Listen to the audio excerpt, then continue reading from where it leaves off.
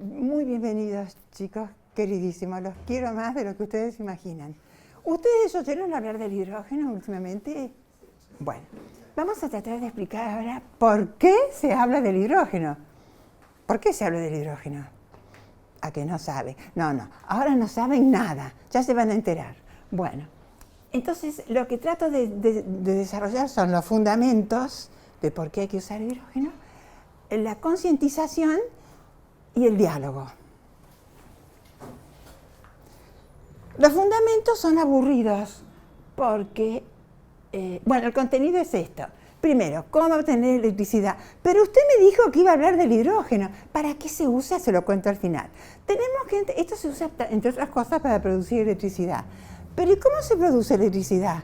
Ustedes, además de saber que se enchufa, ¿saben algo más de cómo se produce la electricidad? Bueno, ¿vos sabés algo más? Sí. No, está bien, sí, poquito. Bueno, entonces, vamos a ver, ¿cómo se produce electricidad? ¿Qué energía pueden usarse para...? Porque la electricidad es una energía, una forma de energía, y nunca se puede obtener una energía sin haber gastado una energía previa y en mayor cantidad. ¿Qué energías se usan para producir hidrógeno? Para producir electricidad. ¿Qué ventajas tiene usar hidrógeno como esa energía previa? ¿Qué maneras hay de producir el hidrógeno? ¿Y cuáles son los resultados del IDVA? ¿Qué se hizo en el IDVA en este tema?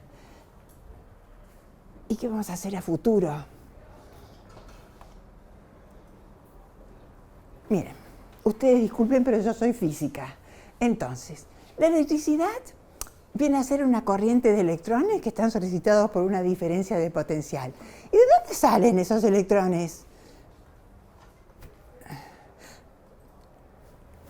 La materia sólida está formada por átomos, y cada átomo es un conjunto de nucleoides, que son protones, neutrones y otras partículas elementales, que están rodeados por electrones. Y esos electrones alrededor del núcleo ocupan distintas energías, distintos estados de energía, que son las llamadas órbitas del electrón.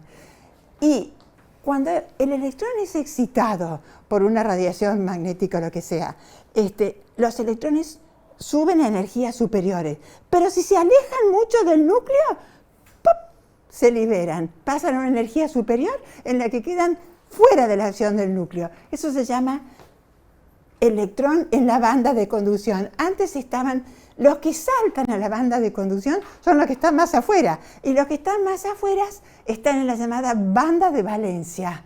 El electrón con más energía capturado por el núcleo está en la banda de valencia. Lo llegás a excitar suficientemente y salta a la banda siguiente, que es la banda del electrón libre o banda de conducción.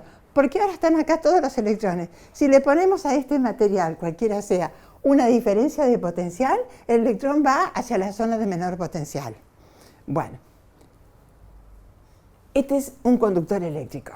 ¿Y qué diferencia hay entre un conductor, un semiconductor y un aislante? Que simplemente la banda de conducción está sobrepuesta con la de valencia, es un conductor. O sea que los de valencia saltan fácilmente a la de conducción. Está un poquito separada la banda de conducción, entonces se precisa más energía para que el electrón salte espontáneamente a la banda de conducción. Y aislante sí está muy separada, porque por más energía que le ponga, le cuesta mucho al electrón dejar el núcleo y saltar a la banda de conducción. No existe ningún conductor ideal, ni semiconductor, ni aislante. Nada está tremendamente aislante. De repente se escapan los electrones, pero es así. Bueno, entonces, esa es la diferencia física. Y hay dos tipos de corriente. Una vez que tengo los electrones acá, le estoy diciendo cómo se produce electricidad. Puedo producirla con una diferencia de potencial generada por una pila o una batería, que es una cosa química que por dentro separa los electrones de los iones, que son positivos. Entonces se forman dos polos naturales. Si está desconectada no pasa nada, pero si le conectan un conductor entre un polo y el otro a través, por ejemplo, de una lamparita, los electrones que querían salir de acá y que estaba desconectada la pila no podían salir, salen por el conductor, pasan por un conductor mucho más finito, porque el conductor ofrece resistencia al desplazamiento de los electrones. Si esa resistencia es mucha, se calienta mucho el conductor, o sea, se pierde energía eléctrica en forma de calor. Entonces, están hechas, por ejemplo, las lamparitas para que el conductor que sigue por acá adentro se hace finito, finito, de manera que la resistencia es enorme, depende del cuadrado del diámetro. O sea, se hace muy grande y produce mucho calor, y ese calor emite luz en el espectro visible, que para eso está una lamparita. Y después, cuando sale de ahí, se le hace gordo el conductor, pierde la resistencia y entra de nuevo, y esto es corriente continua. El potencial al que está sometida los electrones libres es constante, y entonces la intensidad de la corriente también es constante en el tiempo. Después se gasta la batería, etc. ¿Entendimos cómo se produce la corriente continua? Bueno, ahora nos olvidamos. Quiero pasar a la corriente alterna. ¿Y cómo se produce la corriente alterna? ¿Ustedes pueden producir corriente alterna igual que Atucha? En su casa. Ahora, cuando vuelvan, lo hacen y se lo explican a la mamá, que es abogada y no tiene idea de nada. ¿Entendieron? Bueno. O al papá, que es ingeniero y tampoco sabe. ¿Entendieron? Bueno, se lo explica. ¿Saben cómo van a hacer para producir electricidad? Crear, generar electricidad en el living de su casa. Agarran un alambre, tesoro, para que sea conductor. Lo van tocando así hasta que hacen una espiral de cualquier forma y le dejan dos patitas. Y entonces lo hacen girar en el campo magnético terrestre en el cual estamos inmersos. Entonces, cada vez, mira, en toda espira en la que ustedes van a hacer en su casa, o bobina, que es una espira con muchas vueltas antes de sacarle las patitas, que sea conductora y que rota en un campo magnético, por ejemplo el campo magnético terrestre, con tal que sea constante, se produce una diferencia de potencial variable en las dos patitas que inducen corriente alterna. ¿Pero por qué corriente alterna si usted me dijo que cuando yo tengo una diferencia de potencial constante y le pongo un conductor, sale una corriente continua? Eso dijimos recién. Sí, pero ¿saben qué pasa con la espira? Con la espira pasa que cada vez que la espira... se lo voy a mostrar acá. Con la espira acá la tenemos. Esta es una espira con varias vueltas que está en presencia de un campo magnético constante, que es este, que tiene un polo norte y un polo sur. Los campos magnéticos tienen un polo norte. La intensidad de campo se mide con la densidad de estas flechas que van siempre de norte a sur. Si es un campo intenso van pocas flechas, si es un campo van muchas, si es débil van menos. Pero este es el campo magnético que va de norte a sur. Ahí le pongo una espira con dos patitas, una patita corta que está conectada a este conector y una patita larga que está conectada a este otro. Entonces, a medida que hacemos rotar la espira, en este momento, cuando está paralela al campo magnético, ninguna línea de campo atraviesa perpendicularmente esa superficie. Pero entonces no hay diferencia de potencial en las patitas. Pero a medida que esto rota y le va presentando el área encerrada por la espira, se la va presentando al campo magnético, va creciendo el área que le ofrece, va creciendo el campo magnético que pasa a través de la espira y se hace máximo cuando esta espira está a 90 grados respecto de esta posición. Ahí tenemos el máximo de campo magnético. Después, a medida que sigue girando y se pone otra vez a 180 grados como ahora, pero boca abajo, no pasa más campo magnético. O sea, el campo magnético crece hasta un máximo, decrece hasta un mínimo. Como sigue girando, esta área encerrada vuelve a crecer, crece la intensidad. Y como sigue girando, decrece, hasta que se pone horizontal y ya no pasa más campo magnético. Entonces no pasa más corriente. Pero ¿qué pasa? Acá está el dibujo. A medida que el área presentada al campo magnético crece, la intensidad de la corriente crece, acá está a 90 grados. Cuando sigue girando, decrece y llega a cero la intensidad, como en el primer momento. Y cuando empieza a crecer de nuevo, no agarra para arriba de nuevo y decrece, no hace así, porque como ahora la agarra de atrás a la espira, la corriente que se genera tiene otro signo, es negativa. Entonces crece, crece, crece, estás a 270 grados, decrece y estás a 0 grados, estamos como ahora. Entonces, en una vuelta completa de la espira que ustedes van a ver en su casa alrededor del campo magnético terrestre, se produjo una corriente de 0 a un máximo, a mínimo, después igual otra vez a un máximo negativo y 0 de nuevo. Por eso que la corriente es alterna. Una vez, ¿qué quiere decir que es positiva o negativa? Quiere decir que una vez va en un sentido, por ejemplo, en un sentido de la espira, y cuando pasa los 180 grados, empieza a cambiar el sentido. O sea que la corriente que se genera, la diferencia de potencial en las dos patitas de la espira, genera una corriente que hace así. Va para allá y vuelve para acá. Cada vez que la espira da una vuelta. Así que cuando vayan a su casa, no les va a dar una patada eléctrica en las manos, porque el campo magnético es muy débil. Es muy débil. Se genera la corriente alterna. Y porque ese conductor está oxidado, no sé lo que tiene, pero igual se genera la corriente alterna. Lo que pasa es que ustedes no la detectan porque es debilísima. Entonces, después vamos a ver cómo se hace para que esa corriente sea potente. Bueno, ¿cuál es la intensidad? ¿Cuál es la diferencia de potencial que se genera en las patas? ¿Cómo se calcula? Según la ley de Lenz, este es un físico, el potencial que se genera en las patas de la espira es igual a la longitud de la corriente, a la longitud de la espira, que cuanto más vuelta tenga, más larga es, y a la velocidad con que la intensidad cambia con respecto al tiempo, o sea, a la velocidad con que lo hago rotar. Esta es la ley de Lenz. Así se calcula cuánta corriente alterna va a pasar por una espira en presencia de un campo magnético constante. Ya me perdí, ya no sé más nada, no importa. Ustedes tienen que llevarse este concepto. Ya sé cómo se genera corriente continua, tengo que usar en la batería una pila y conectarla con algo, con un conductor. Cuando la conecto, los electrones que se habían separado van y van hasta que entran otra vez por la batería. Y si pusieron un aparato eléctrico en el medio, lo alimenta.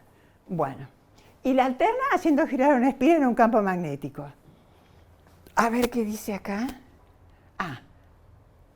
Ahora, ¿cómo hago para tener mucha electricidad en la bobina y mandársela a toda la ciudad de Buenos Aires desde Atucha?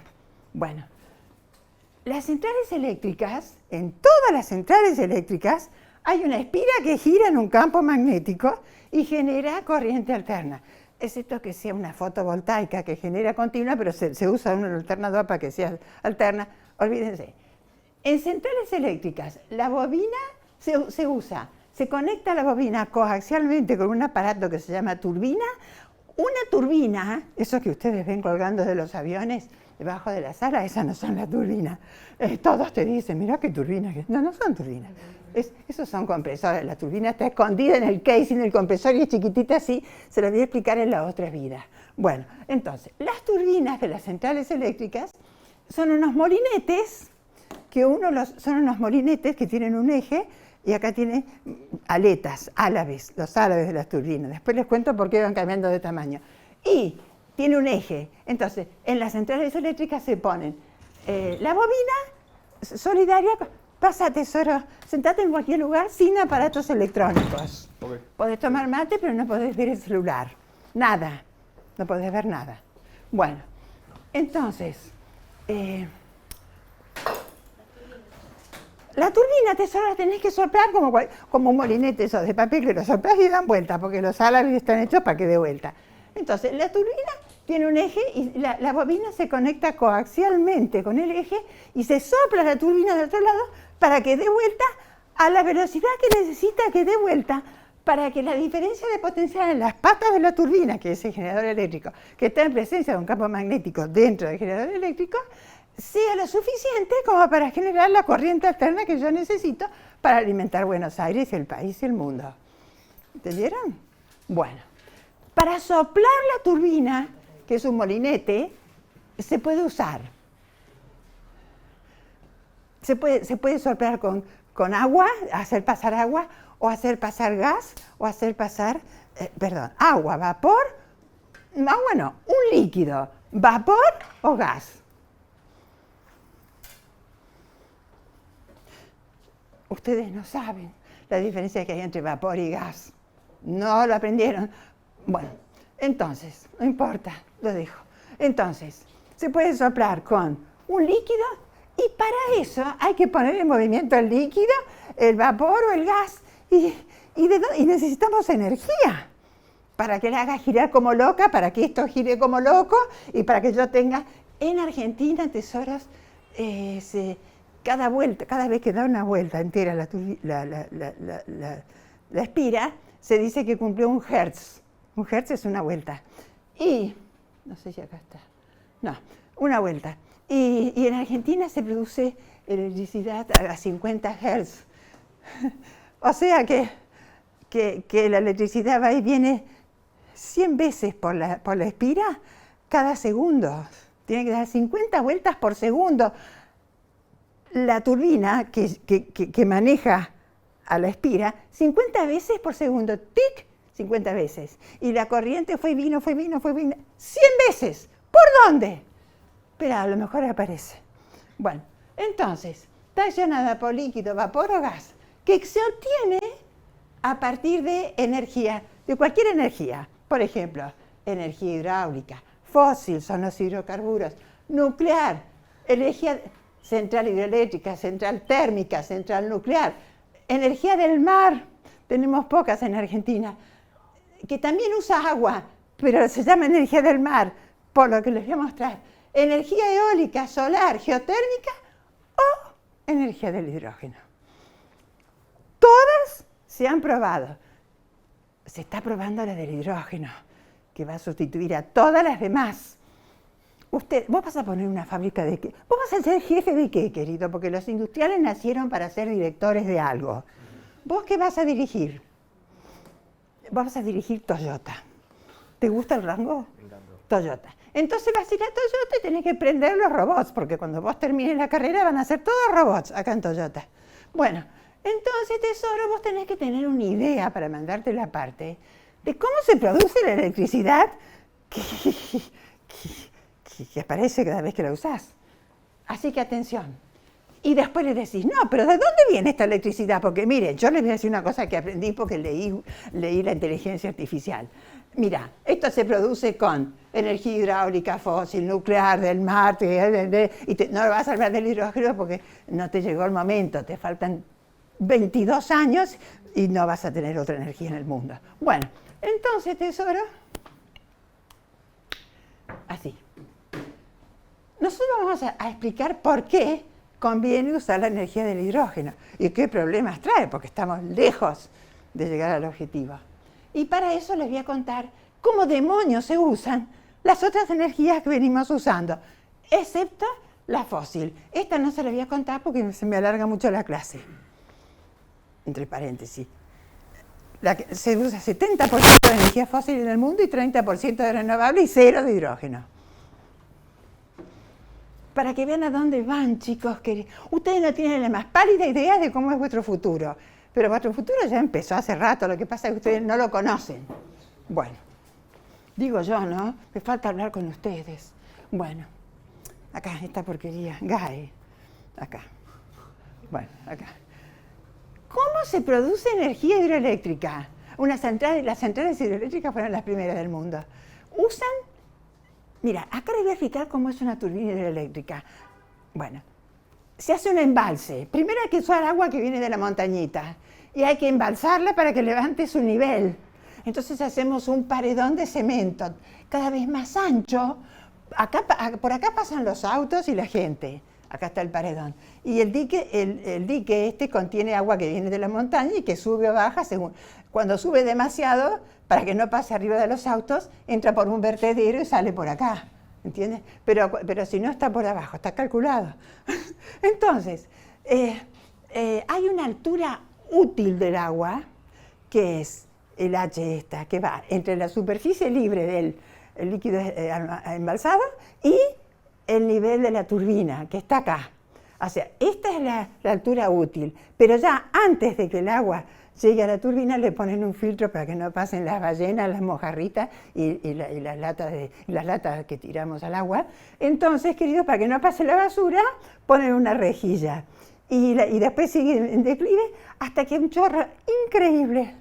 Ay, cómo me gustaría llevar. En Argentina hay 3 centrales eléctricas que son de Argentina. Yacyretá Pipé, que es socio con Paraguay. Salto Grande, que es socia con Uruguay. Y el Chocón Cerro Colorado, que es toda nuestra. Con un potencial increíble. Por supuesto, los brasileños nos ganaron con Itaipú y a los brasileños les ganaron los chinos. Los chinos. Ustedes tienen que estudiar chino, no inglés. ¿Entendieron? Chino. O si no, le tienen que hacer estudiar inglés a los chinos. Porque el inglés es el único idioma de la ciencia, de la economía y de la computación. Todo el mundo tiene que estudiar inglés. A mí me querían pagar para que estudiara chino otros días. Bueno, entonces, tesoro, cuando el chorro de agua, ¿ven los árabes ahí? Le pega, gira. Esta es la turbina. Solidaria, acá rota la bobina en el que se llama generador eléctrico. Entonces, en el generador eléctrico, la rotación es captada en las patitas de la turbina, en este caso de la bobina, y es mandada, acá pasa directamente, no importa, a la red de alta tensión. Pasa por un transformador de voltaje que le elevan muchísimo el voltaje para poderla poner en la red de alta tensión, porque de ahí tiene que llegar hasta Bahía Blanca, y resulta que todo por hilos que ofrecen resistencia, así que tiene que haber una gran diferencia de potencial en las torres de alta tensión para que la electricidad llegue a donde yo quiera con cierta intensidad. Ay, es apasionante lo que se viene de lo que se llama Smart Grid, inteligencia artificial, red eléctrica inteligente. Bueno, y se va a la red. Bueno, ¿ven cómo es una turbina de hidráulica? Es unos árabes que le pega un chorro. Está soplada por agua. Esta está soplada por agua. Acá está, mirá. Acá entre el agua, pega acá, la hace girar, el eje hace girar, la espira, ¿ven? La espira acá. Todos estos dibujitos los saqué de Google hace años y algunos están mal, pero no tengo otro y no tengo tiempo. Entonces, esto gira así en el campo magnético constante y acá están las patitas de la turbina que gira, que no está solidaria, pues no está pegada, están como el dibujo primero en contacto, bueno, no importa. Acá una patita y la otra, y la electricidad va y viene 100 veces cada vez que se producen los 50 Hz que necesitamos para mandar a la red, y va y viene a la red, va hasta Bahía Blanca, se descomprime el voltaje. Pasa por tu casa. Si vos lo autorizás, entra al tostador de pan. Entonces lo pone rojo. Y vos pones el pan, no tenés idea. Y después la electricidad sigue. Sale por el medidor de tu casa. Vuelve a no sé dónde. Suben todos los voltajes. Y vuelve a la planta. Y después eso lo hace 100 veces por segundo. ¿Entendieron? Lo mismo por la lamparita, depende de cuál. Las que son de corriente alterna, hace tantas veces que el ojo humano no capta continua. Eso es lo que pasa en la red. Bueno, esa es la turbina. Ahora, ¿cuánta potencia genera una turbina? Ustedes tienen que llevar anotado en el teléfono esta fórmula. Vos cuando seas gerente de Toyota, tesoro, le decís, a ver, te voy a calcular. En 2 segundos de calcular la potencia, que el ingeniero Toyota se queda estupefacto. Más o menos, la potencia se calcula así. ¿Qué es esa cosa que está acá? Bueno, no importa. Se calcula así. Entonces, ya sé lo que es. Ahí hay un punto arriba de la B corta, que quiere decir caudal volumétrico.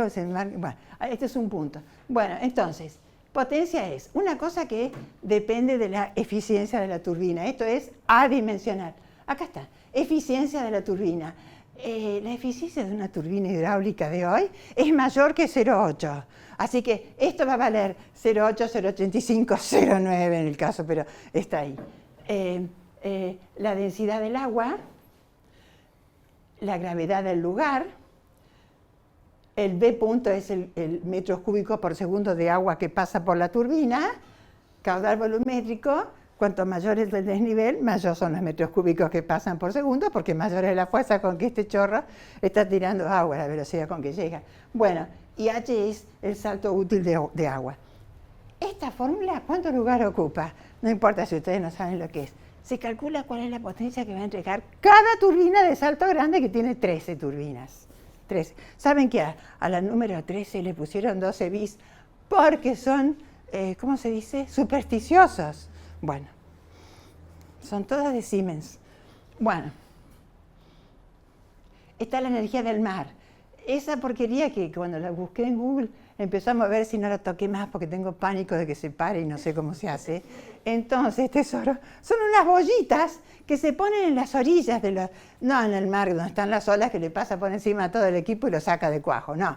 Son las ondulaciones que hay en la superficie libre del río, del mar, de lo que sea, que mueven unas bollitas que están flotando, forman un generador de electricidad vertical que está acá adentro. Esto se conecta a una batería. Esa es una energía del mar que se llama energía undimotriz. La otra forma de energía del mar es poner debajo del agua, no muy abajo, no mucha profundidad. Bueno, las corrientes marinas van a distinta altura, etcétera. Turbinitas de 2 a la vez en este caso, que rotan porque son turbinas hidráulicas que rotan porque el agua va para allá o viene para acá, rotan en ambos sentidos, y todo esto se usa mucho en Europa. Nosotros tenemos tanta que no usamos nada. Y la otra es la de las mareas, porque todas las energías de la Tierra, todas las maneja el Sol, las eólicas todas, menos las mareas que las maneja la Luna, Entonces, los mares, que son el 70% del globo terráqueo por afuera, toda la Tierra es atraída por la Luna. Cuando la Luna está cerca de la Tierra da vueltas alrededor del Sol y le va ofreciendo el mar de frente a la Luna, la posición que tenga la Luna en ese momento. Entonces, como la Luna y la Tierra se atraen, la Tierra ni se mueve, pero el agua sí se mueve un poquito. Y después sigue rotando y la parte que se mueve es la de China, el mar se va para allá. Entonces, las mareas se usan unas barreras, unos diques con un sistema de compuertas. Cuando el mar sube, se llena todo el dique artificial, y mientras que pasa para acá, activa una turbina, y cuando se empieza a ir la marea, va bajando, y la turbina sigue girando porque la soplan del otro lado. Esta gira para los dos lados. Bueno, tenemos un gran potencial para esta porquería en la península de Valdés, pero no lo usamos todavía. Bueno, entonces esas son las energías del mar. Ahora, la energía eólica, esta es la hidráulica, la eólica. Tenemos aerogeneradores de eje vertical que tienen baja potencia, distintos nombres, existen 40 modelos, los que más tienen son los japoneses, los chinos, son para las playas de estacionamiento, las ciudades. El viento hace girar esto y es lo que queremos, una turbinita que gire para hacer girar la espiga dentro de un campo magnético. No importa, esto lo vamos a dejar. Quiero hablar de los aerogeneradores de eje horizontal, que son los de alta potencia, son los parques eólicos. Ustedes ya vieron parques eólicos en todos lados del mundo. Bueno, ¿cómo funciona? Estos son los álabes de la turbina, que tiene 3 álabes. ¿Vieron que todos los molinos tienen 3 álabes? Porque es el número de álabes que impide las vibraciones, las reduce. Con 4 álabes o con 2 se complica. Así que todos los molinos tienen 3 álabes. Esta es la turbina. Esta está movida por un gas, que es el aire. El aire es un gas. Los gases, la diferencia entre el gas y el vapor es que los gases no se condensan a las temperaturas a las que se condensa el vapor. Los gases se pueden condensar a muy bajas temperaturas donde el agua ya está sólida. Bueno, entonces, este es el álabe. Acá está la columna que está enterrada en el piso, que lo pone a cierta altura.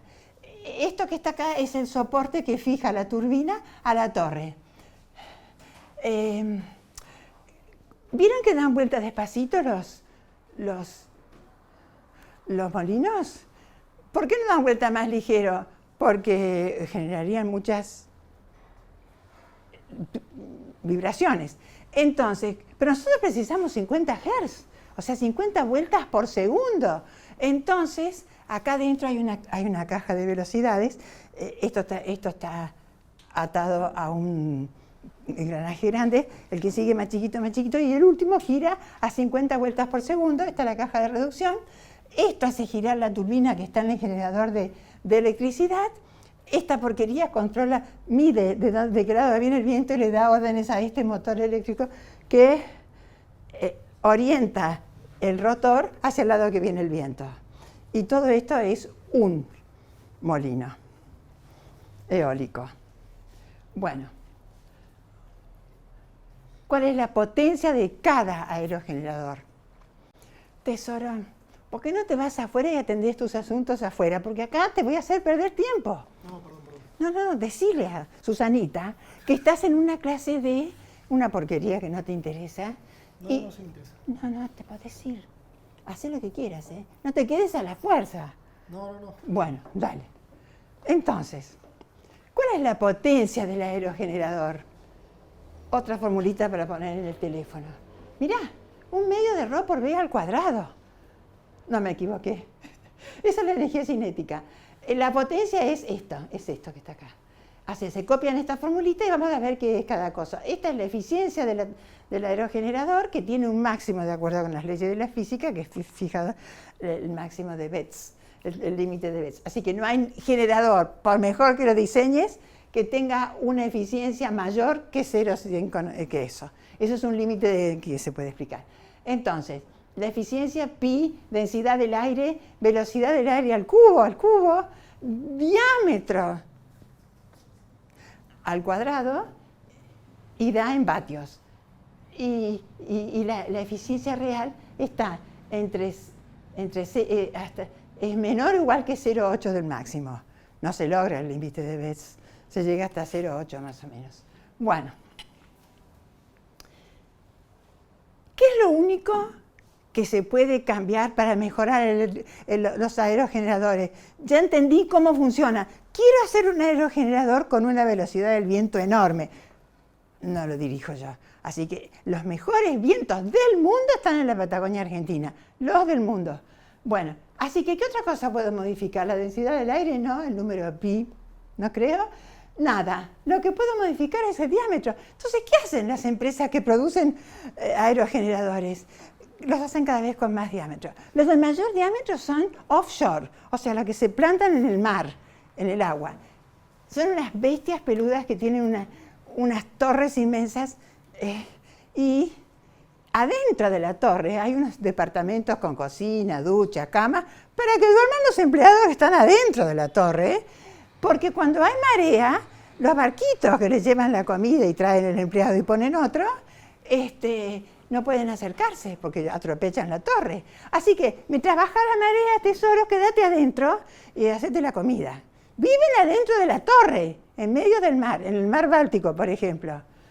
Si quieren pueden ir a trabajar ahí. Bueno, ¿y ellos qué hacen? Ellos suben y bajan, etcétera, controlan todos los mecanismos, optimizan, cuidan, y después se van a su casa, tienen vacaciones de un mes.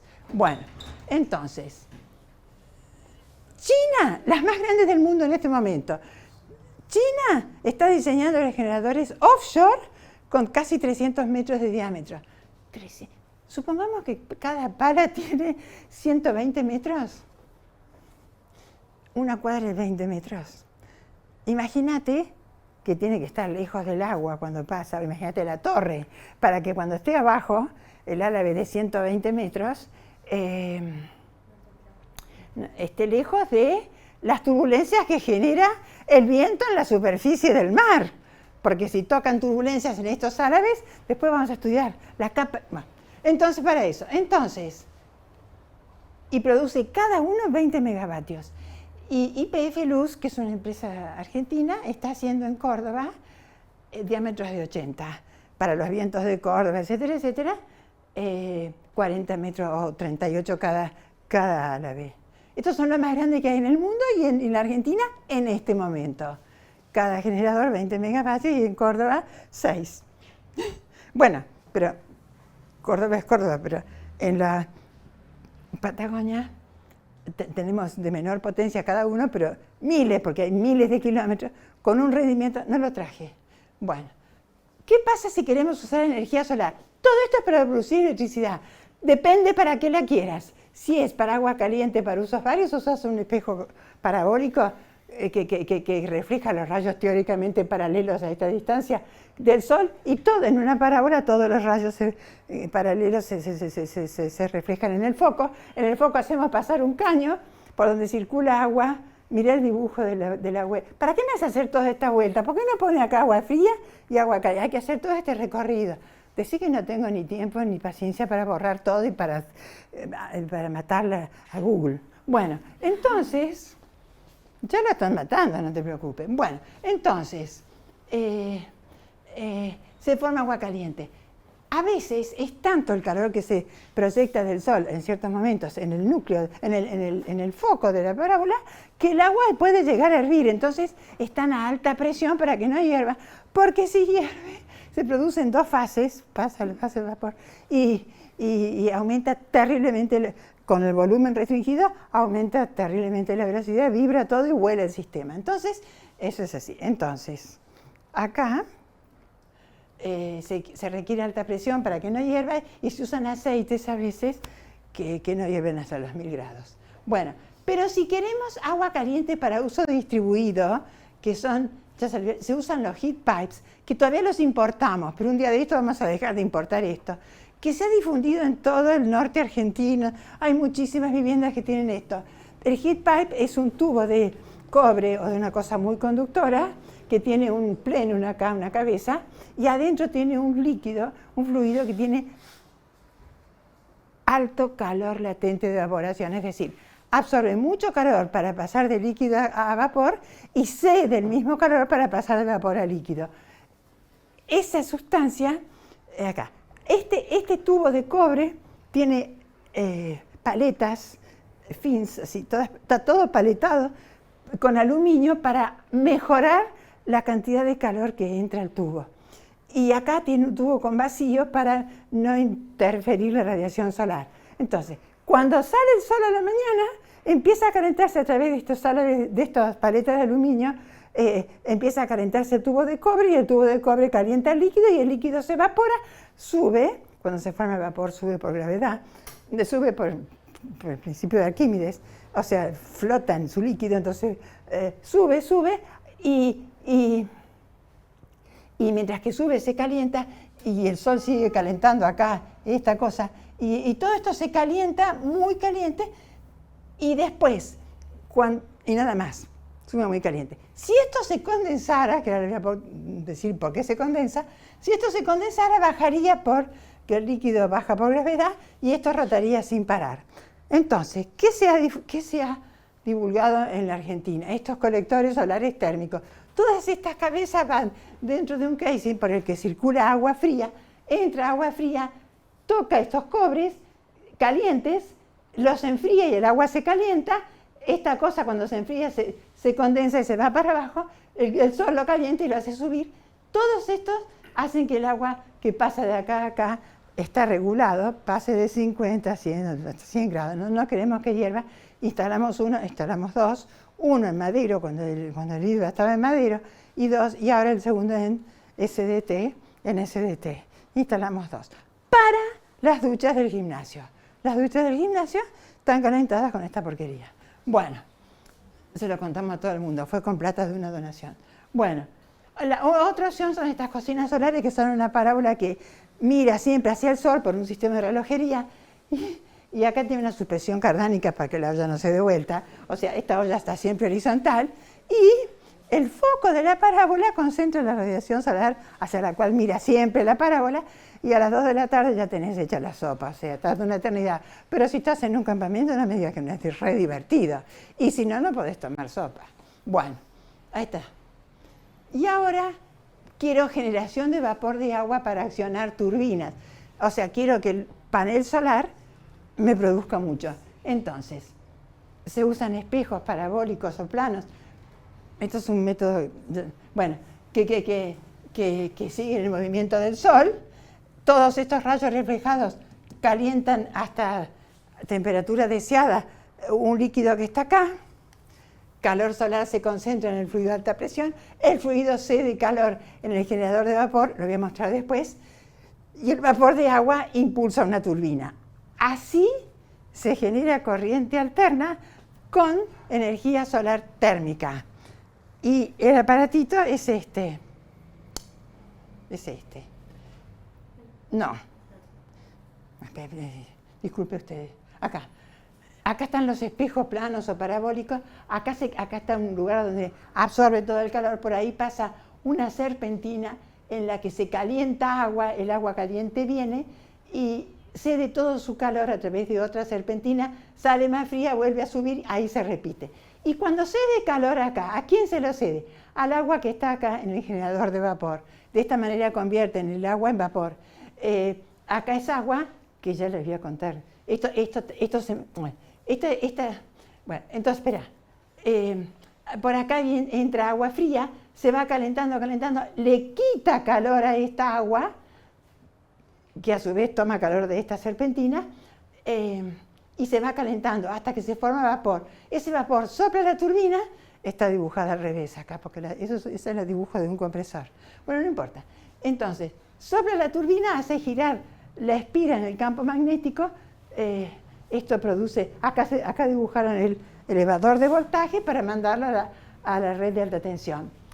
Y esta agua que está acá, la celeste oscura, esa agua que enfría, cuando sale de la turbina, el vapor cuando sopla la turbina pierde temperatura porque brinda energía calórica, la convierte en energía de rotación. Entonces, si se le baja la energía calórica, está más frío. Pero igual sale con una cierta cantidad de calor que hay que sacársela y se la sacan acá en este condensador que tiene agua fría del lado de afuera y el vapor caliente se condensa acá adentro y el líquido sale por acá frío. Entonces, para que salga condensado y después se calienta de nuevo acá. Y esta agua que está acá se mantiene fría por la acción de un río o de una torre de enfriamiento, que no la dibujaron acá. Bueno, así se produce corriente alterna con energía solar. Y otra forma es esta. Bueno, esto tiene bajo rendimiento, o sea, el cociente electricidad por calor solar absorbido es bajo. Esto se mejora drásticamente con los paneles solares fotovoltaicos, que hasta ahora no habíamos visto espejitos, pero ahora son paneles fotovoltaicos. ¿Qué es un panel fotovoltaico? Un invento genial que tiene millones de cristales, que son cristales de silicio, que son los que transforman el calor en electricidad. Un cristal de silicio es silicio de dos tipos, tipo N y tipo P, que funcionan como una pila, olvídate. Mandan todos los electrones hacia una zona y los iones positivos hacia otra. Y entonces, acá abajo tiene una placa metálica que sirve como borne, o sea, es la parte de metal que va a conducir la electricidad. Después viene el sándwich de silicio y acá arriba tiene la placa metálica, que es el otro borne, porque así tenemos el positivo y el negativo. No es continua, porque si fuera continua atajaría el sol. Así que es discontinua, están conectadas eléctricamente entre sí, para dejar lugar a esta capa antirreflejo que hace que el sol pase, porque si el sol rebota, no produce el efecto que queremos en el sándwich de silicona. Entonces, así se producen dos bornes, uno positivo y uno negativo, que producen la electricidad. Ahora, ¿cómo hacemos para generar corriente alterna? Argentina 2026 instalaron, este año está instalado en la Argentina 2,5 gigavatios, 10 a la 9, y tiene una extensión prevista de 400 megavatios, 10 a la sexta, para este mismo año. Eso es en Argentina, según leí. ¿Y cuáles son los parques solares más importantes de Argentina? ¿Dónde están? En Jujuy, en Mendoza, en San Juan etcétera. Son como 6 o 7. Estos son los más grandes. O sea, estamos produciendo... esto es electricidad continua, pero tiene un aparato adentro que la convierte en alterna y con eso alimenta las redes. Bueno, ya estamos terminando. Pobres chicos, todo muy ligero. Falta la energía geotérmica. Miren, voy a contar una cosa. Nadie la usa en Argentina, se usa muy poco. En Europa se usa muchísimo más porque tienen otras carencias y muchísima más gente que nosotros. Entonces, en el jardín de tu casa, si haces un pocito, llega un momento en que la temperatura del suelo está constante. No importa dónde vivas. Llega un momento que a cierta profundidad de la tierra, que pueden ser 3 metros, 18 metros, lo que sea, ¿por qué? Porque en el patio, en el jardincito de tu casa, actúan las 4 estaciones del año. Cuando es invierno, la temperatura en la superficie es baja, promedio bajo. Entonces, todo el calor bueno, vamos a decir que es invierno, es verano. Es verano, acá está alta la temperatura promedio. Entonces, ese calor se va pasando hacia la tierra que está más fría, ¿no es cierto? Va bajando y aumenta la temperatura acá. Pero llega un momento que depende de la naturaleza del suelo, que empieza el invierno, entonces acá se enfría. Entonces, ¿qué? Toca la pantalla. Gracias. Ustedes me avisan, Bueno, esto se hace así. Llega un momento que acá llega el invierno y se enfría. Entonces, en vez de seguir calentándose para abajo, empieza a enfriarse. Al año siguiente tenemos un verano peor, llega hasta acá. Pero hay un momento que el ciclo de las estaciones impide que el calor solar llegue más abajo que cierta profundidad. A esa profundidad, que en este ejemplo son 17 grados, hay una temperatura constante todo el año, independientemente de que esté nevando o haya sol. Como eso está constante, es genial para usarlo como una fuente de temperatura constante para, por ejemplo, acá hay aire acondicionado. Bueno, todos los splits que se pusieron de moda a mediados del siglo pasado reemplazaron definitivamente las estufas eléctricas o a querosén que había antes porque ahorran muchísima energía. Y el split usa energía geotérmica? No.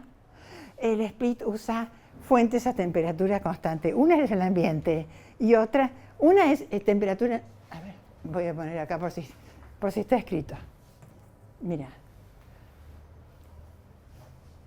Para la calefacción y refrigeración se usa una bomba de calor que reemplaza la temperatura del ambiente, que le vamos a llamar T0, la que hace ahora afuera, porque todos estas cosas que uso, acá está.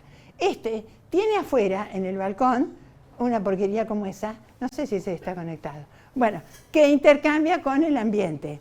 Estas cosas funcionan entre la temperatura de la sala, que le vamos a llamar té caliente o té fría, la temperatura de la sala y la temperatura del exterior. Y la energía geotérmica vino a proponer que los splits funcionen entre la temperatura de la sala y una T constante que no sea necesariamente la que está afuera, porque afuera puede hacer mucho calor, mucho frío, y entonces... Bueno, espera, te explico. La bomba de calor, ¿qué es la bomba de calor? Esto es una bomba de calor. Una bomba de calor es una máquina termodinámica. Hay 2 máquinas termodinámicas en el planeta Tierra, que no existe, el planeta Tierra no existe. Nosotros no existimos comparado. Bueno, hay dos. La máquina llamada de calor o máquina térmica, que son las que convierten calor en trabajo.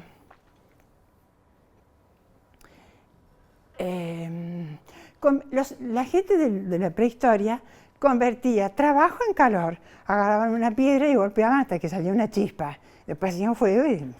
Ahora, convertir calor en trabajo fue el invento de la revolución industrial. Convirtieron el carbón en fuego, el fuego en vapor, el vapor hicieron las primeras máquinas de vapor, después convirtieron el petróleo, hicieron las máquinas térmicas. Bueno, pero hay otra máquina termodinámica, son 2. La térmica y la bomba de calor. La bomba de calor es la máquina termodinámica con una sustancia de trabajo adentro para extraer calor de una fuente fría, sacan calor del hielo y lo ponen en el living, que es la fuente caliente. Porque eso no lo puede hacer solo la naturaleza, es una máquina. Porque en la naturaleza el calor siempre va hacia zonas de menor temperatura. Pero acá esta máquina sirve para pasar el calor de lugares fríos a lugares más calientes, al revés de lo que hace la naturaleza. Entonces, extrae el calor de una fuente fría y la entrega a una fuente caliente. En este caso tenemos, pero tiene que ser de T constante para que funcione, a ver si dice acá. Así. El coeficiente de performance de una máquina, de una bomba de calor, no se habla de eficiencia, después lo explico. El coeficiente de performance de una máquina de calor es proporcional a 1 dividido la temperatura caliente menos la temperatura fría. Si la diferencia entre la temperatura caliente del verano que está allá, afuera, y la que está acá, está la fría, a medida que esto es más grande, menor es la eficiencia. O si no, si la hacemos más chica, aumenta la eficiencia. Entonces, en invierno, afuera, temperatura del ambiente 8 Celsius. Y la temperatura de la sala, 22 grados. Yo quiero tener 22 grados. Entonces, la T caliente es 22. ¿Cuál es la mayor temperatura fría disponible para la bomba de calor? ¿Afuera 8 grados o la temperatura geotérmica 17 grados? ¿Cuál es la mayor? La 17 grados. Entonces voy a conectar esta porquería, esta no, pero la que usa energía geotérmica, con los 17 grados para que esta diferencia se haga más chica, caliente menos fría. Cuanto más grande es la fría, siempre va a ser más chica que la caliente. Y cuanto más grande es la fría, más chico es este resultado, mayor es el COP. ¿Y si es verano? ¿Y si es verano? Si es verano, la temperatura de afuera son 36 grados. Y yo quiero tener la sala a la temperatura fría de 24 grados. La menor temperatura caliente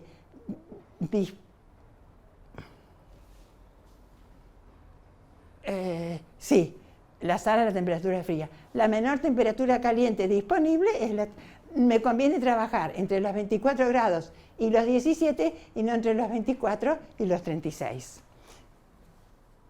Hace poco nos regalaron una empresa alemana que tiene una sucursal en Argentina, un equipo de energía geotérmica solo para calefacción, no importa, para el nuevo edificio del ITBA.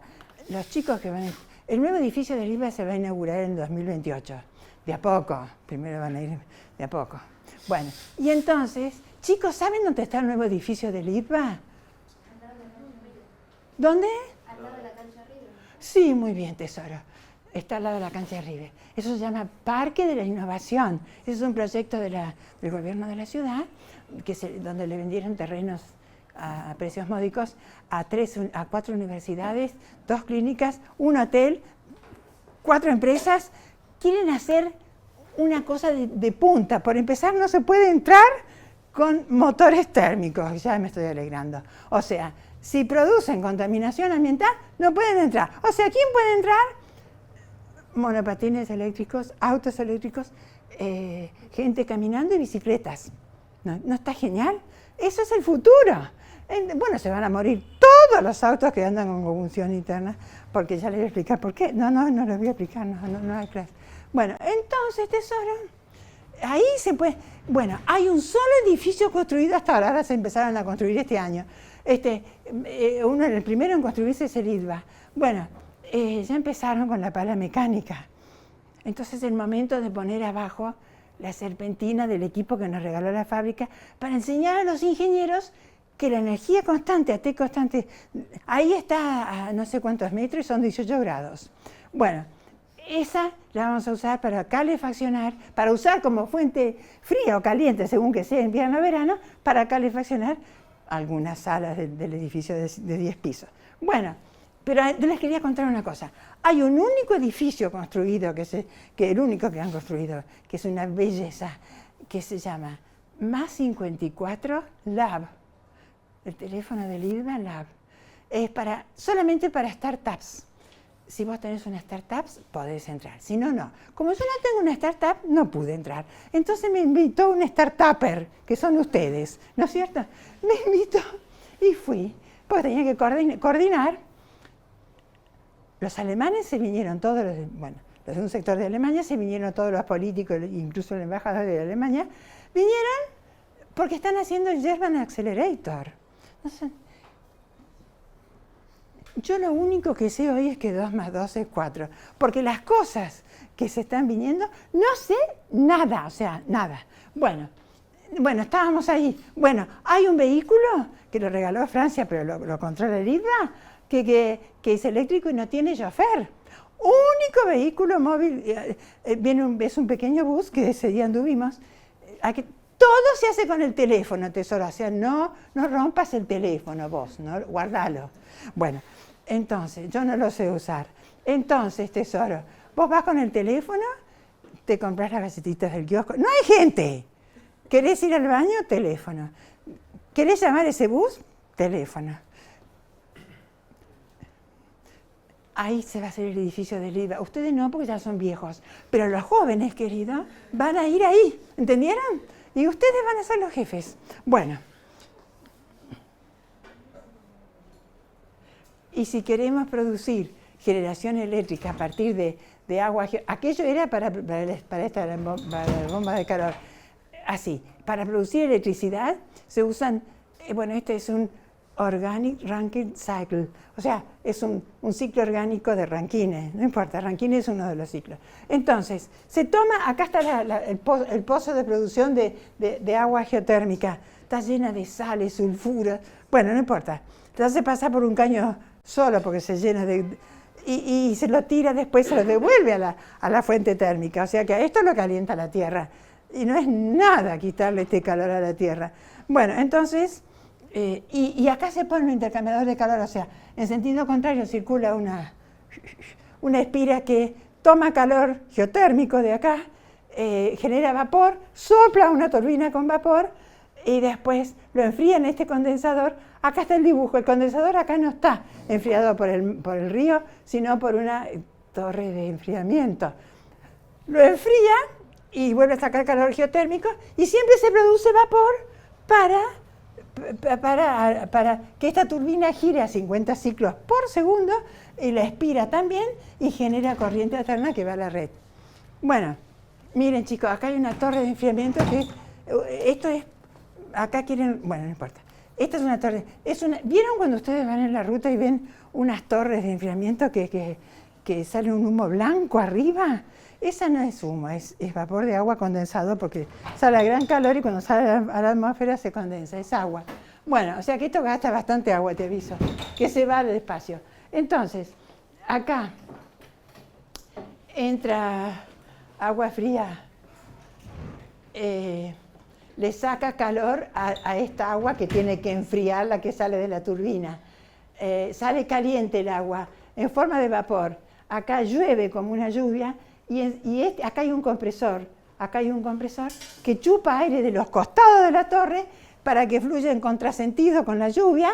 Entonces la lluvia se enfría, pero también se evapora y por eso se pierde un poco de agua. Bueno, y cae fría y vuelve por acá. No importa. Así se genera electricidad a partir de energía geotérmica. El hidrógeno está llamado a integrar la matriz eléctrica, no a reemplazar nada. Hay que cuidar el petróleo, porque el petróleo es para la petroquímica, no para quemarlo en un motor y producir CO2 y matar a los seres vivos. No está para eso. Bueno. Ventajas de usar hidrógeno. ¿Quién dijo eso? Y eso lo dijeron en Alemania el año pasado. No. Un físico químico en 1776 descubrió el hidrógeno. Lo llamó aire inflamable. Estaba estupefacto el hombre. Aire inflamable. Y dijo que era el más liviano de los gases. Después se hizo la tabla periódica de elementos y sí, El hidrógeno es por ahora el más liviano de todos los átomos conocidos. Después vino Julio Verne, que era escritor, dramaturgo, es el que escribe obras de teatro, etc. Y escribió una novela que se llamaba La Isla Misteriosa, en 1870. El otro era en 1770. 100 años después, este literato escribió una novela que se llamaba La Isla Misteriosa. Y en esa novela, que está guardada en las bibliotecas, dice: llegará el día en que el agua, mira lo que dijo en 1770, nos servirá de combustible. Vayan pensando. El hidrógeno, dijo el dramaturgo, y el oxígeno desplegarán una fuerza muchísimo mayor que la que posee el carbón. El agua es el carbón del futuro. En su época no había petróleo. El único hidrocarburo era carbón. El agua es el carbón del futuro. No se enteró de lo que dijo.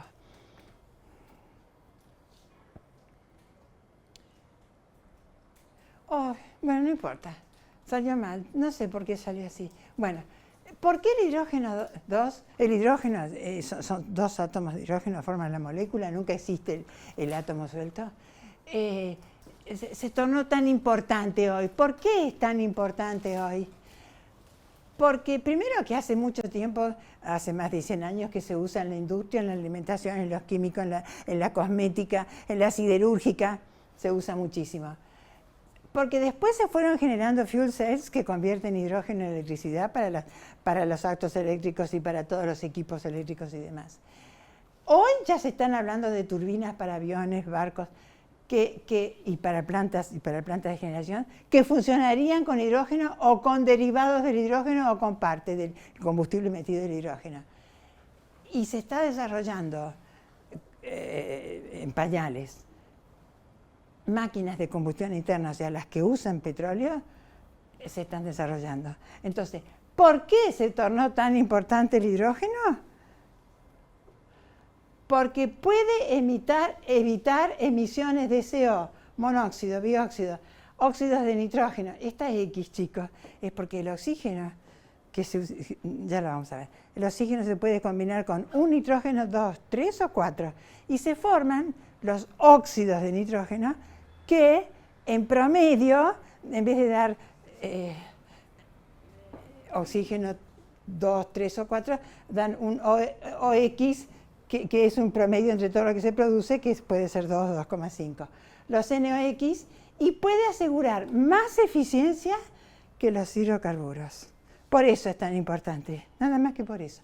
Pero ahora voy a tener que defender con los resultados. Bueno. ¿Por qué el hidrógeno evita la producción, o puede evitar la producción de monóxido, dióxido de NOx? ¿Por qué? ¿Por qué? ¿Por qué? Porque, ¿qué es la combustión? ¿Qué es la combustión? Es una reacción química que mezcla un combustible con un oxidante. Hay que oxidar un combustible para que, digamos que lo estamos quemando. Un incendio es una oxidación rápida. El fuego si una cosa se oxida rápidamente, se prende fuego.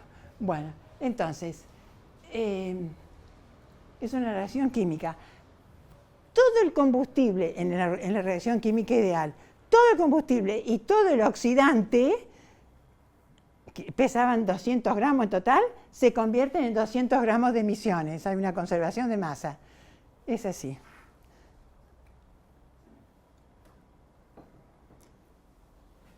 El combustible puede ser carbón, gasol, gasolina, gas natural, metano, todos los hidrocarburos. Y el oxidante puede ser cualquier sustancia que tenga oxígeno. Cualquiera. Por ejemplo, el aire es el oxidante más barato porque es gratis por ahora. Entonces, como el aire, y el aire puro, el aire seco, tiene 78% de nitrógeno, que es lo que respiramos, 21% de oxígeno, que también lo respiramos, y 1% de otros, si está seco. Entonces, si yo uso como oxidante el aire que es porque tiene una parte de oxígeno. Tengo que poner 5 veces, tiene el 20%, 5 veces más aire del que... 5 veces de aire para obtener la cantidad de oxígeno 2 que necesito para producir una determinada combustión. Por eso que los autos que tienen que quemar la nafta super precisan tomar 5 veces más kilogramos de aire que kilogramos de combustible, porque en esos 5 veces más kilogramos de aire, el 20% es oxígeno, que es lo único que oxida al combustible. Y el tipo de emisiones que salen por el escape depende de qué combustible usaste, de qué oxidante, porque el mejor oxidante es el oxígeno puro. ¿Qué me venís con aire que tiene 70% de una cosa que no oxida nada y tiene un 1% de otras cosas? Entonces, ¿por qué uso aire? Porque es gratis. 5 veces más aire que combustible y obtengo la oxidación que quiero. Y todos esos kilogramos de aire, 5 kilogramos de aire más 1 de combustible, se van por el escape 6 kilogramos de emisiones. No se va un poco de aire, se va ni un poco de combustible, se van solamente emisiones. ¿Qué característica tienen esas emisiones? Depende de qué combustible, qué oxidante y qué proceso de combustión hicimos. Por ejemplo, voy a hablar de los hidrocarburos. Carbón más oxígeno puro. Carbón más la reacción química que se llama combustión. Carbón más oxígeno puro es CO2 puro más calor. Calor no es que sale aparte, es que el CO2 sale caliente. El calor está metido en la emisión. La emisión es más caliente que los reactantes. Pero si en vez de usar oxígeno puro, que es carísimo, hay que comprárselo a Liquid Air y sale un montón el tubo, entonces lo que hago es quemar carbón con aire, como hacemos cuando hacemos un asado. Y si está por apagar, le aumento el aire, porque así se prende. Carbón más aire me da CO2, igual que antes, más el carbono monóxido de carbono en vez de dióxido, porque no se completó la oxidación, más el oxígeno que se adhirió al 70% del aire que era nitrógeno. Se adhirió 1, 2, 3, 4 oxígenos, entonces pongo NOx promedio, más agua. Pero ¿de dónde salió el agua si estoy usando aire de afuera que está húmedo? El aire está húmedo porque así manda la naturaleza. Está en equilibrio con el agua más cercana, o sea, los océanos. Bueno, entonces, tesoro, está húmedo, más calor. Sale todo esto. Si en vez de quemar carbón, que es una cosa de indios, vamos a quemar metano, que es el gas procesado que sale junto con el petróleo. Metano más oxígeno 2 puro, que se lo voy a comprar a Air Liquid. Metano, se escribe así, más 2 de esos oxígenos me sale CO2, igual que acá, más agua del aire, más calor. Si en cambio, el calor es porque estas dos cosas salen calientes. Si en cambio más aire, que no lo tengo que comprar, me sale CO2, agua y después monóxido, todos los óxidos de nitrógeno y nada más, y calor. ¿Ven? Entonces, depende del combustible y del proceso. El 90% más del gas que sale con el petróleo es metano, o sea, el gas que usamos en casa.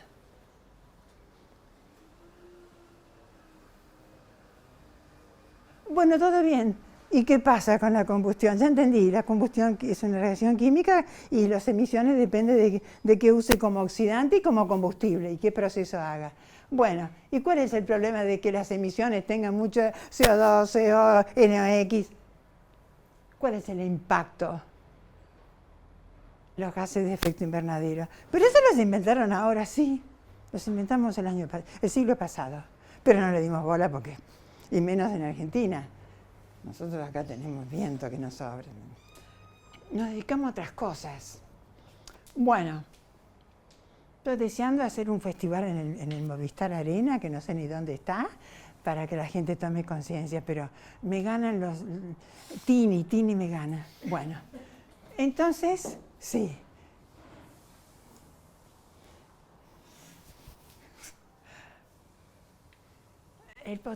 Mire, el mundo se puso de acuerdo para medir los efectos de gas invernadero.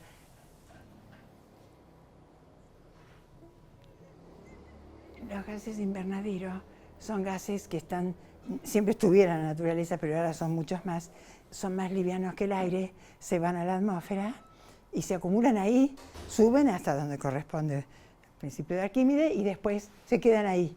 Y después, tesoro, se va haciendo más gruesa la capa de lo que la Tierra puede procesar. Entonces el Sol a veces pasa, a veces no. La parte que llega a la Tierra rebota, como mandan las leyes de la óptica, y sale con otra frecuencia. Y cuando llega a esa capa moderna que se genera ahí arriba, en vez de irse al espacio como hacía antes, vuelve a rebotar. Y entonces después rebota con otra frecuencia que también vuelve a rebotar. Y cada vez que vuelve a la Tierra, la sigue calentando. La Tierra se enfría menos. ¿Y cuál es? Globalmente nos pusimos de acuerdo que el potencial de calentamiento de la atmósfera se le va a asignar al CO2 potencial 1, al metano potencial 80. El potencial de calentamiento que tiene el metano cuando dejamos salir el gas libremente o si lo quemamos, etcétera, en la parte que no se quema, es 80 veces más efecto invernadero que el CO2. Y los óxidos nitrosos, estos tesoros son 265 veces mayor efecto invernadero. Cada uno de estos átomos que está allá en la nube moderna ataja menos el calor que se quiere ir de la Tierra, sobre todo. Entonces aumenta 1 grado la superficie de la Tierra, que no es la única culpa, también te está saliendo la radiación nuclear, pero aumenta 1 grado. ¿Y qué me importa si aumenta 1 grado? Si el océano en vez de estar a 15 grados está a 16. Miren, chicos, cada metro cúbico de agua, cuando se calienta 1 grado, se dilata.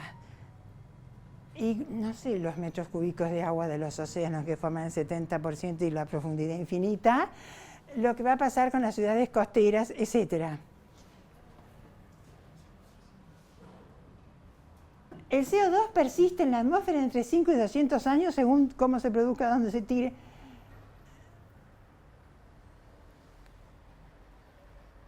Nada más. Que es el que tiene menor impacto ambiental, según la escala que hemos inventado, dura entre 5 y 200. Estos no sé cuánto duran, pero tienen 80 y 300 veces más impacto que el otro. Bueno, todo bien, ya entendimos. ¿Y ahora qué? ¿Por qué el hidrógeno? Y porque la combustión del hidrógeno, si es con oxígeno puro, toma 2 átomos de hidrógeno y 1 de oxígeno. Bueno, no importa. En el agua está formada por H2O, lo separamos y 2 átomos de hidrógeno y 2 de oxígeno te dan 2 moléculas de agua y caliente. Te da vapor caliente. Y si lo quemas con aire, al hidrógeno te da hidrógeno más aire, te da agua, vapor de agua, más todos los NOx que entraron con el aire y se oxidaron, más calor. Libre de carbono. Por empezar, está libre de carbono. Está libre de Entonces, ya liberamos el carbono. Y después liberamos los monóxidos y todo lo que había en las otras combustiones. Bueno. El aire controlado, el aire en una combustión controlada, puede usarse como oxidante del oxígeno en esta reacción. H2 más aire me da vapor de agua, si está controlado. El nitrógeno sale sin los OX, el nitrógeno sale tal como entró y lo seguimos respirando, todo más caliente. Esto se llama cero emisiones, porque el nitrógeno 2 es el que entró con el aire y es tal cual el que sale. El agua la desglosamos para hacer la reacción química y después la obtenemos de nuevo. La producción de hidrógeno así controlada no gasta agua ni produce emisiones. No gasta agua porque tomamos agua, que ahora vamos a ver cómo separamos las moléculas, separamos el oxígeno, lo quemamos con el aire y te devuelve la misma cantidad de agua. Eso sí, te la devuelve destilada. Vos le podés poner agua con bacterias, pero te la devuelve destilada. Eso sí, puede llover en otro lado y nosotros sacar el agua de acá y que llueva en azul. Pero el agua del planeta está intacta. Una pregunta, que sea controlado, ¿qué implica la velocidad con la que entra el aire? Ay, qué amorosa. No, implica una cosa bastante trick que es secretos de Lidva, pero después te la voy a decir. Te lo juro por Dios. Sí, qué amorosa. Bueno, después te voy a contar el secreto de Lidva. ¿En serio? Ahora cuando te cuente todos los resultados. Bueno. De Lidva, ¿eh? Porque ahora no sé, me da mucha vergüenza. Hemos obtenido resultados únicos en el mundo. En el mundo, en el mundo. ¿Y a vos quién te lo dijo? A mí me lo dijo Alemania. ¿Y cómo y vos le creíste? Sí, tanto que... No, te cuento el resultado. No se puede creer, estoy muy nerviosa. Bueno, sigamos. Sacar esto. Ay, pero ¿por qué sale todo mal? ¿Por qué sale todo mal? Bueno, no importa. H2 producción. Estaba perfectamente hecho esto. ¿Cómo se produce? Bueno, está bien, me convenciste. ¿Cómo se produce hidrógeno? Te voy a contar cómo se ha empezado a hablar de por qué se tornó importante. Como se tornó importante, empezaron a hablar del hidrógeno, que antes era, y empezaron a poner colores. Había 3 colores, ahora hay como 16. Yo les traje solamente 6 colores, me parece. Bueno, el hidrógeno gris, empezaron a catalogar ahora la literatura, los congresos, los científicos, los papers. Bueno. ¿De dónde se obtiene el hidrógeno fundamentalmente? De hidrocarburos. Los hidrocarburos, que son fósiles formados por la influencia de los millones de años, son hidrocarburos. Son la mayor reserva de hidrógeno del planeta. Son las naftas. O sea, el petróleo y el carbón. El carbón es un hidrocarburo. Son las mayores reservas de hidrógeno del mundo. Entonces, de la naturaleza. Entonces, el steam reforming consiste en agarrar un hidrocarburo, sacarle todos los hidrocarburos. Una cadena de hidrocarburos, una célula es así y tiene carbono, 2 hidrógenos, 2 hidrógenos, 2 hidrógenos. Todo con 2 hidrógenos. Y en las puntas tiene 6 hidrógenos. Entonces, dijeron, mira, todo el hidrógeno que hay en el petróleo. Tengo una idea. Le sacamos todos los hidrógenos, tiramos el carbono y tenemos hidrógeno. Dijeron los que fabricaron hidrógeno gris. O sea, todos los que fabrican hidrógeno desde que Dios era chico hasta ahora. Bueno, es el steam reforming el reformado térmico, porque usan el vapor de agua, de gas natural o de carbón. Este es gris. Primero, no es renovable. Segundo, deja residuos de carbono. Tercero, tiene un alto consumo de energía este proceso. Y cuarto, tiene emisiones de CO2. No importa, nosotros usamos hidrógeno sobre todo para la cosmética, porque Tini, si no se pone la cosmética que Dios manda, no puede cantar. Así que a mí, ¿qué me importa todo esto? Bueno, entonces... ¿No es caro también ese? Si necesitas petróleo, o sea, necesitas comprar el petróleo y encima después sacarle los hidrógenos, es más caro todavía. Sí, tenés razón. La verdad, tesoro, que no sé cuánto cuesta cada cosa, no sé, pero que fue el más divulgado y que si lo siguen haciendo es porque le conviene económicamente. La gente que tiene carbón y petróleo sigue haciendo eso, a mí no me importa lo que yo les cuente a ustedes, ¿entendés? Pero debe ser no tan caro porque la gente... ¿Es más caro? Es el más barato. ¿Es el más barato? Por eso se usa. Por eso se usa. Gracias, Juan Pablo. En las refinerías está ahí nomás.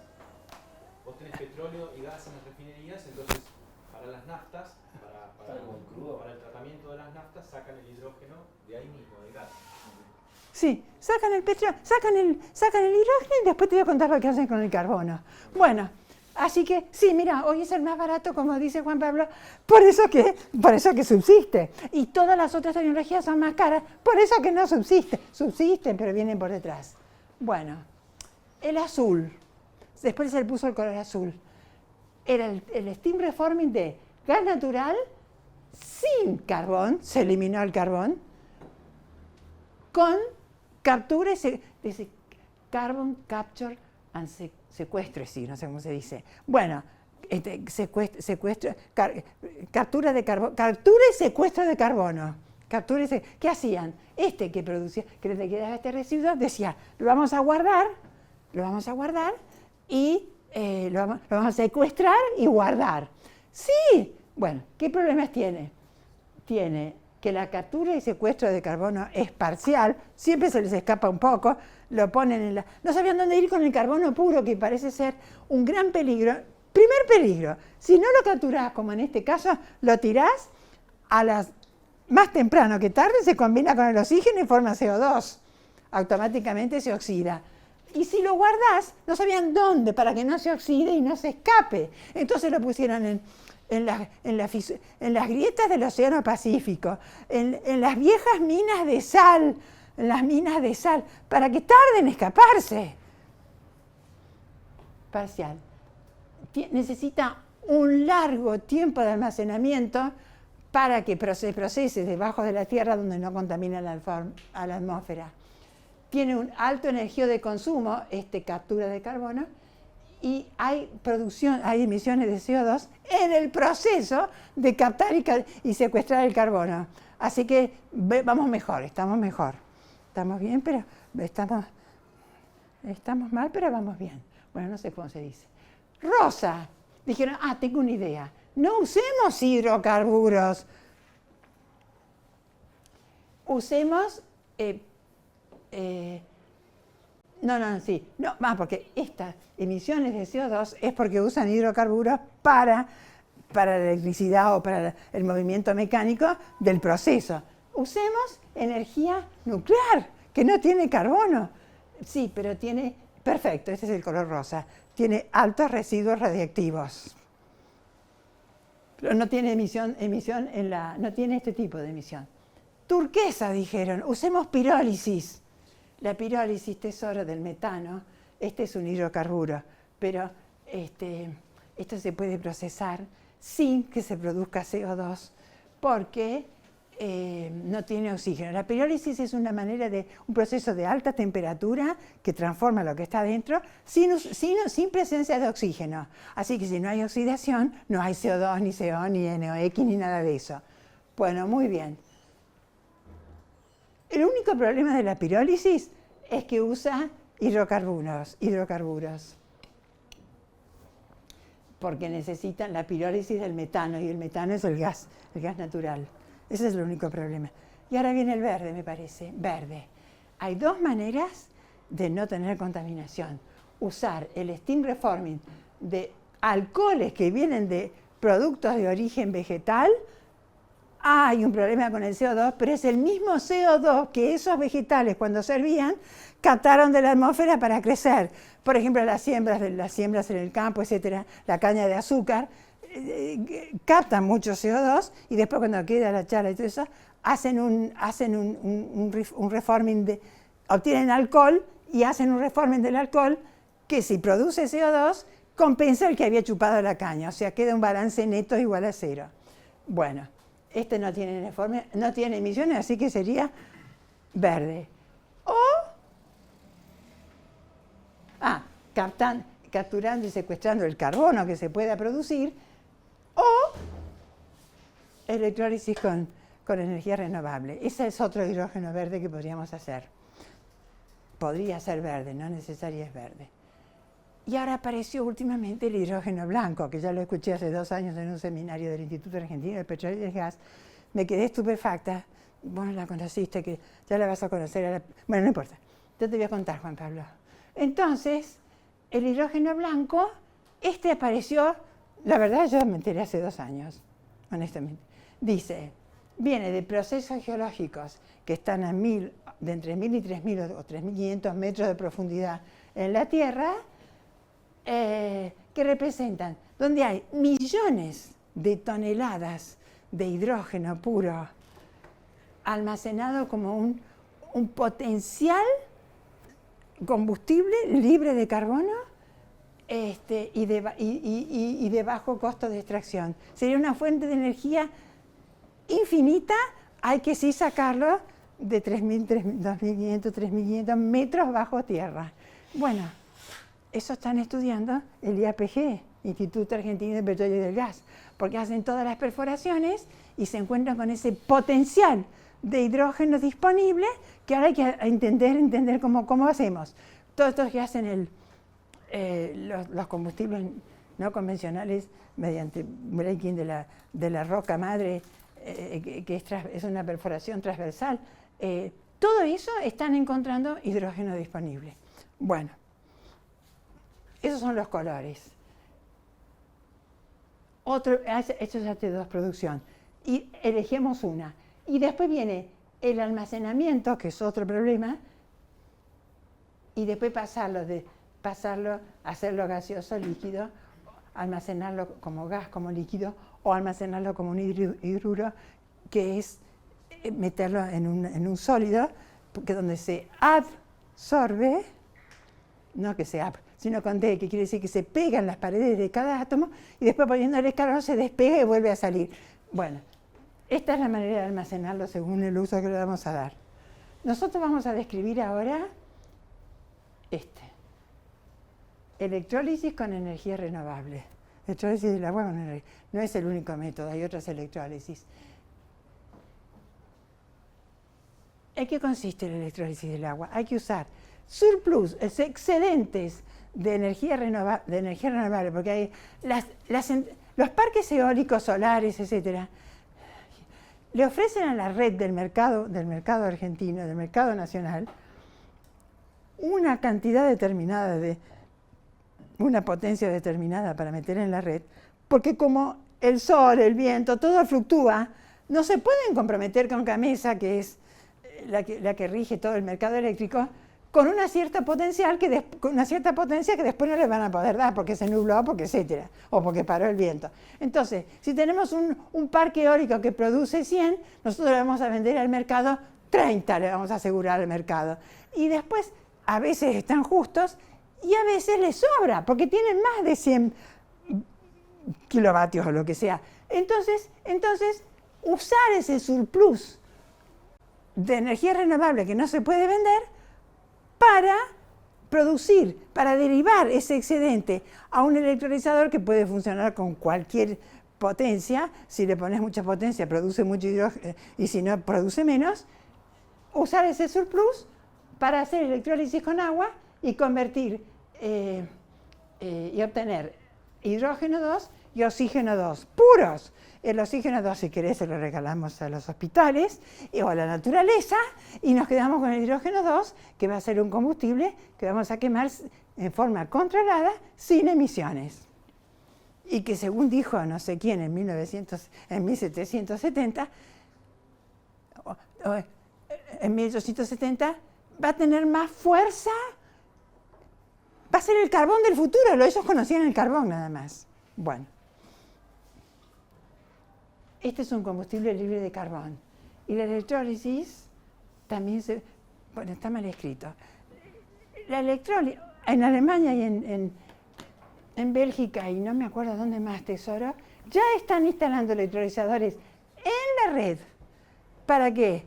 Cuando sobra energía eléctrica, se derive al electrolizador y permita estabilizar la red. Porque si de repente el viento para, se desestabiliza la red que estaba recibiendo el aporte de ese parque eólico. Entonces, y si se aumenta también, entonces ellos usan el electrolizador para estabilizar la red. Son ensayos. Yo lo que proponía antes es usar el electrolizador para derivar la energía libre que sobra y producir hidrógeno y guardarlo, es complicadísimo, y después usarlo como combustible para producir la energía eléctrica cuando sea necesario. Bueno, el concepto de la electrólisis, mirá, este dibujo es así bastante cachivache de Google. Entonces, esta es una celda electrolítica. Nosotros hicimos en el IDVA electrólisis alcalina, es decir, agua mezclada, agua desmineralizada, no sin bacterias o sin algas. No, eso no importa. Importa que no tenga minerales. Desmineralizada en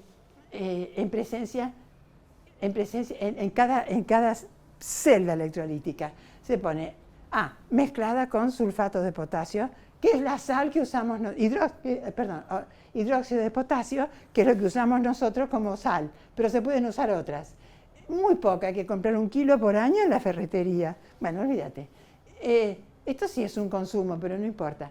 Entonces, el agua no, porque se devuelve toda. En una celda electrolítica pones 2 electrodos cuya superficie es el secreto de la electrólisis. Con decirte que se importan, y es carísimo comprar estos electrolizadores. El envoltorio de esta porquería, de eso depende la reacción química que va a sufrir el agua más el hidróxido de potasio en cada uno. De manera que en el electrodo negativo se produce una reacción química que produce hidrógeno puro y en el negativo una reacción química que produce oxígeno puro. Acá hay una membrana, que también es importantísimo, que cuando se viene, acá se producen hidrógeno 2, pero también durante la reacción hay hidrógenos ionizados. Si se acerca a esta, no lo deja pasar y lo vuelve para allá hasta que reacciona adecuadamente y se va como hidrógeno 2. Y acá se producen oxidrilos que si se quieren ir para allá, no los dejan y entonces se vienen para acá y reaccionan con esta superficie que pagamos tan cara y producen oxígeno puro. Ese es el secreto. Ahora, la reacción es esta. Cada 2 moléculas de agua que acá se desaparecen porque salieron en forma de hidrógeno 2 o oxígeno 2, se producen 2 de hidrógeno, 2 de oxígeno, no, 2 moléculas de hidrógeno y 1 de oxígeno, y ambas calientes. Pero acá faltan cosas. Bueno, no importa, voy a poner todo. Déjalo todo. Entonces, el agua, chicos, el hidrógeno, el agua es H2O.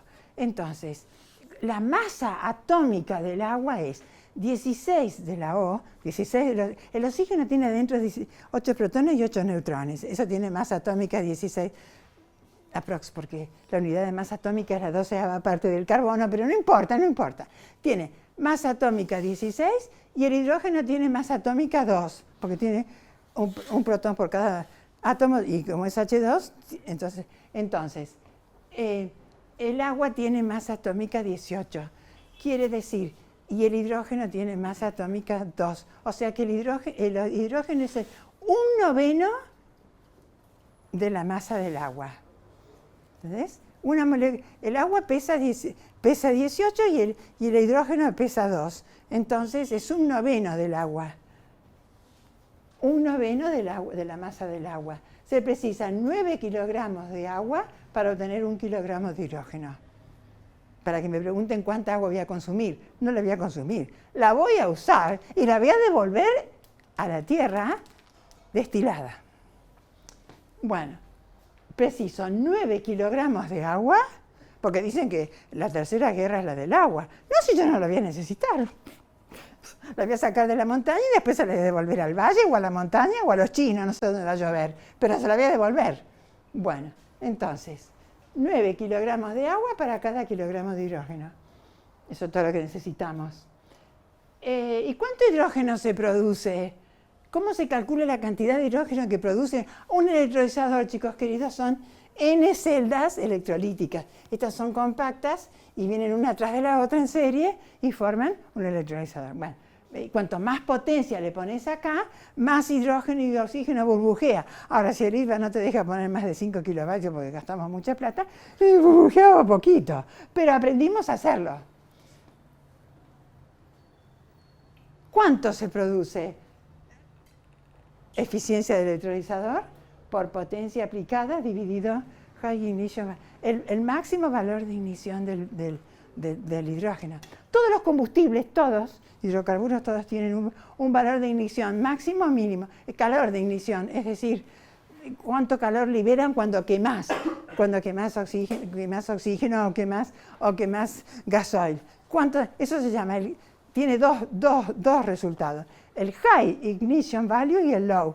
El low, no importa, el high es el que se obtiene cuando quemaste 1 kilogramo de oxígeno, de combustible, se produjo entre todas esas cosas vapor de agua. Acuérdense que en la selección aparecía el vapor de agua, se produce vapor de agua y lo podés condensar a la temperatura, vapor de agua caliente, y lo condensás a la temperatura ambiente. Cuando usaste la energía de quemarlo, lo tuviste como agua caliente en parte, y después la condensás, volvés a obtener energía de condensación, ese es el High Ignition Value.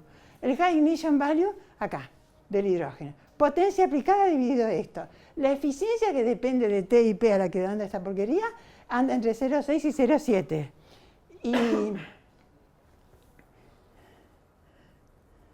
¿Y qué es esa P? A ver, nada. No sé qué pasó con todo esto. Espérate, a ver. No, está bien. Entre 6 y 0,07. La potencia, está acá, es esta. La potencia es el power applied del electrolizador, que es este voltaje multiplicado por la intensidad de la corriente que pasa, y el High Ignition Value del hidrógeno es 33,3 kilovatios hora. Bueno, es una manera de medirlo. 33,3 kilovatios hora por kilogramo. La potencia es kilovatios. Y si lo medís por tiempo, etcétera, te da... o sea, uno puede poner el joule que es un vatio sobre segundo. Vos, en vez de poner joule acá, ponés vatios sobre segundo. Después, acá, en vez de no poner nada, ponés 3.600 segundos, que es una hora. Se simplifica el segundo y te queda esto multiplicado por esto, etcétera, y te da 33 kilovatios hora, que es lo mismo que poner 120 megajoules sobre el kilogramo. Son dos maneras de expresar el High Ignition Value. El High Ignition Value del hidrógeno 2. ¿Y cuánta energía se gasta en producir hidrógeno 2? Unos 50. Vos a esto lo dividís por la eficiencia, que es 0,6, 0,7, y te da aprox 50 kilovatios por hora para producir. ¿Cuánta energía necesitas para producir un kilogramo de hidrógeno? Le aplicás una potencia de 50 kilovatios acá durante una hora y te sale 1 kilogramo de hidrógeno. Como nosotros nos daban solo 5 kilovatios, tenemos que tenerlo 10 horas para tener 1 kilogramo. Nunca tuvimos 1 kilogramo porque nos cortaban el chorro. Bueno, esto es así. Olvídense, vamos a seguir discutiendo. Bueno, comparado con otros combustibles convencionales, hidrógeno, gas natural, gasolina, metanol, gasoil, la densidad del hidrógeno es 9 centésimos, o sea, es 11 veces más liviano que el aire. 1 metro cúbico de hidrógeno a presión normal es 1 kilogramo de hidrógeno a presión normal, son 11 metros cúbicos de aire. 11 metros cúbicos. Una densidad bajísima con respecto a todos los demás. El High Ignition Value, que es lo que se usa para comparar combustibles, es 3 veces mayor que todos los demás. Y la masa equivalente, cuánta masa de hidrógeno necesitas y cuánta de otras cosas para obtener el mismo resultado, mucho menos. Pero producir y usar hidrógeno es dificilísimo para nosotros que no sabemos nada. Entonces, ¿cuáles son los grandes desafíos que teníamos o que tenemos?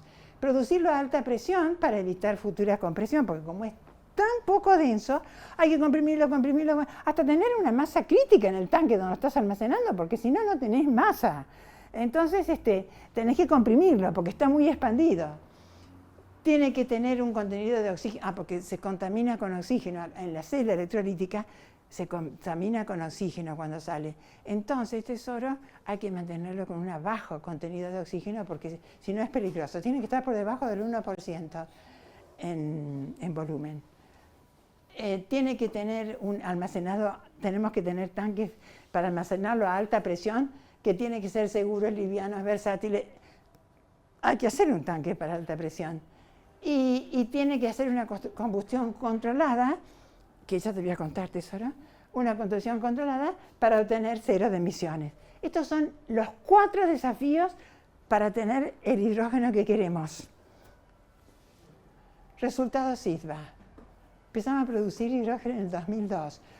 Teníamos prohibido. Acá ustedes no cuenten nada. Vos tampoco, Juan Pablo, ¿eh? No cuentes nada. Silencio. Bueno, estábamos en el edificio de Madero. Todo lo que voy a mostrar ahora, todo es gracias a Ricardo Laureta. ¿Lo conocen a Ricardo Laureta? Sí. ¿Qué, tesoro? Están grabando, así que por más que no contemos. Oh, no, ¿dónde vas a pasar esto, tesoro? ¿Dónde lo van a pasar? Bueno, no voy a contar nada, me callo. Bueno, no, en serio, me hiciste muy bien avisarme. Después les cuento en el recreo. Bueno, entonces, espera, todo lo que voy a mostrar ahora es gracias a Ricardo Laureta. ¿Lo tuvieron de profesor? Vi a la clase pasada. Bueno, cuando lo vean, van y le dan un abrazo y cuando dicen, ¿qué te pasa? Nada, no me pasa nada. Todos le dan un abrazo a Ricardo Laureta. Bueno, en el año 2002, en la terraza del edificio de Madero, escondidos. Entonces, produjo, queríamos ver si podíamos producir hidrógeno a alta presión, porque el mundo no lo producía. Bueno, produjo en este recipiente, le robó no, esto es una cosa para presiones, el manómetro a los químicos. Después se lo devolvió a los químicos, hasta ahora no se enteraron. Bueno, entonces, no teníamos nada. El manómetro era para 1000 bar y él paró en 970 por si estuviera mal calibrado el manómetro. Porque si está mal calibrado y está midiendo 1000, pero son 2000, esto explota. Entonces, y por si había una pérdida de este tacho, que era así la pared, la puso en un balde de plástico con agua, por si salía una burbuja, pero si llega a salir una burbuja, estamos al borde de la bomba atómica, pero igual. Bueno, entonces no salió ninguna burbuja y produjo hidrógeno a 970 bar. Todo esto después yo lo informé a las autoridades, pero a posteriori. Bueno, después hizo, gracias a Laureta y sus adorables alumnos, que son ustedes no, porque ya no son adorables, ya cuando están en quinto vienen a ser insoportables. Pero cuando son adorables es cuando están asustados, o sea, tercero, cuarto, agarramos a esos. Y con esos chicos divinos, que ahora se los voy a mostrar más adelante, ¿dónde están y qué hacen? Hizo, hidrógeno a 700 bar en 2005, a 30 bar, pero para la base antártica, para la Antártida Argentina, en 2009, a 30 bar para la Universidad de Córdoba en 2010, a 200 bar para la planta experimental de hidrógeno en pico truncado en 2011.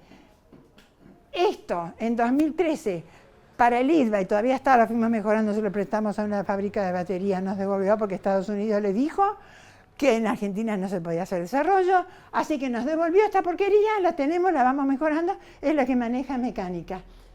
Y en 2016 le vendimos al KIT de Alemania un electrolizador óptico de hasta 500 bar, se podía usar hasta 500 bar, que permitía por una ventanita de vidrio de este espesor ver el desprendimiento y comportamiento de las válvulas de las burbujas de hidrógeno, ver 500 bar. Lo compró Alemania, nos pagó 22.060 euros. Y con eso pagamos los gastos de hacerlo y transportarlo. ¿Entendieron? Todo gratis, porque nosotros tenemos un sueldo que incluye hacer investigación. El que no hace investigación dice que la hace, y nosotros la hacíamos. ¿Entendieron? Bueno, entonces, todo eso. Ahora les voy a mostrar. Todo esto lo hizo Laureta con los alumnos divinos y los docentes divinos. Bueno.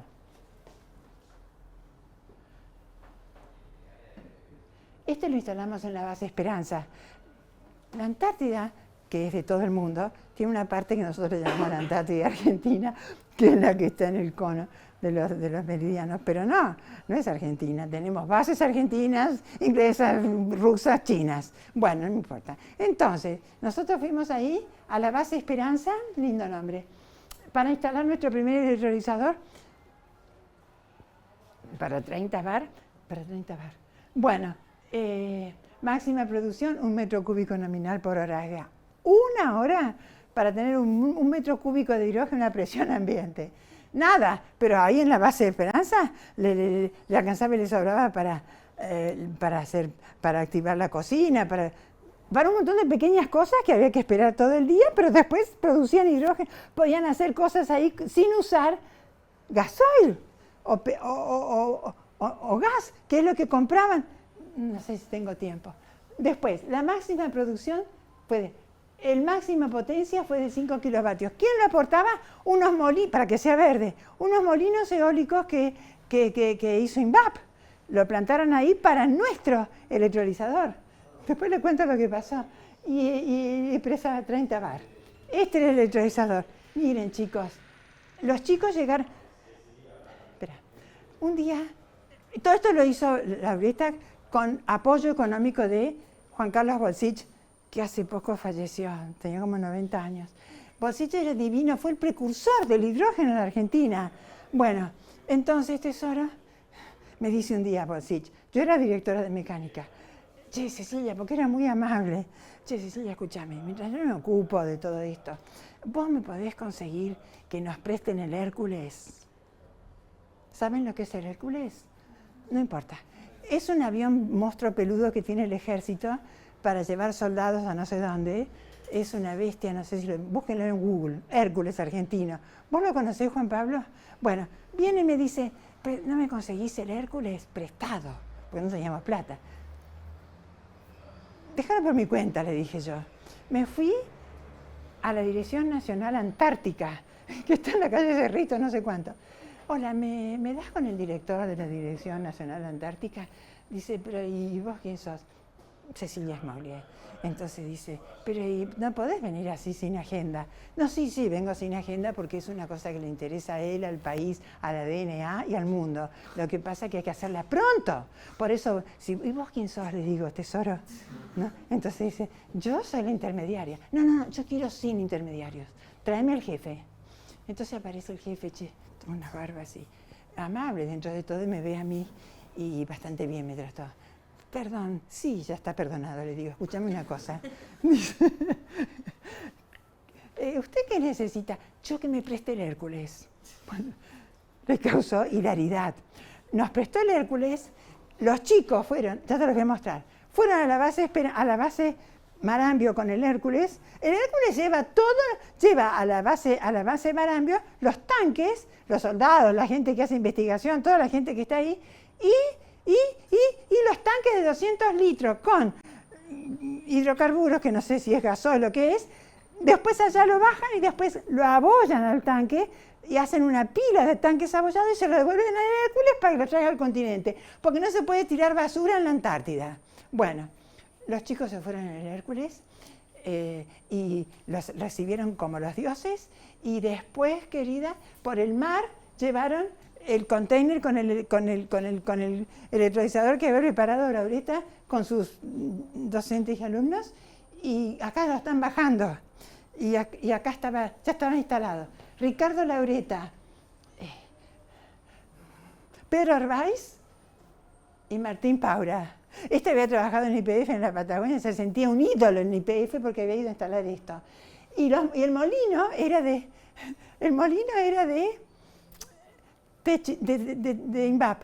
Y una vez, porque la base Esperanza está entre dos paredes de hielo, y acá está la base Esperanza, y circula el viento hasta 400 kilómetros por hora.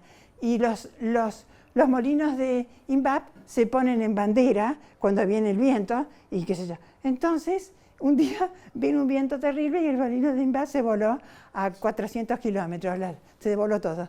Entonces, INVAP desarrolló un nuevo molino, que tiene un sensor de que oye cuando va a venir el viento. Entonces, cuando va a venir el viento, el molino se pone en bandera y se tira cuerpo a tierra al piso. No, sí, ese es un desarrollo de INVAP. ¿Ustedes no conocen INVAP? Yo cuando me jubile los quiero llevar a todos a INVAP. Está en Bariloche y de paso paseamos. Y de paso los llevo al Instituto Balseiro, que tampoco tienen idea. Bueno, entonces, tesoro, con INVAP pusimos eso.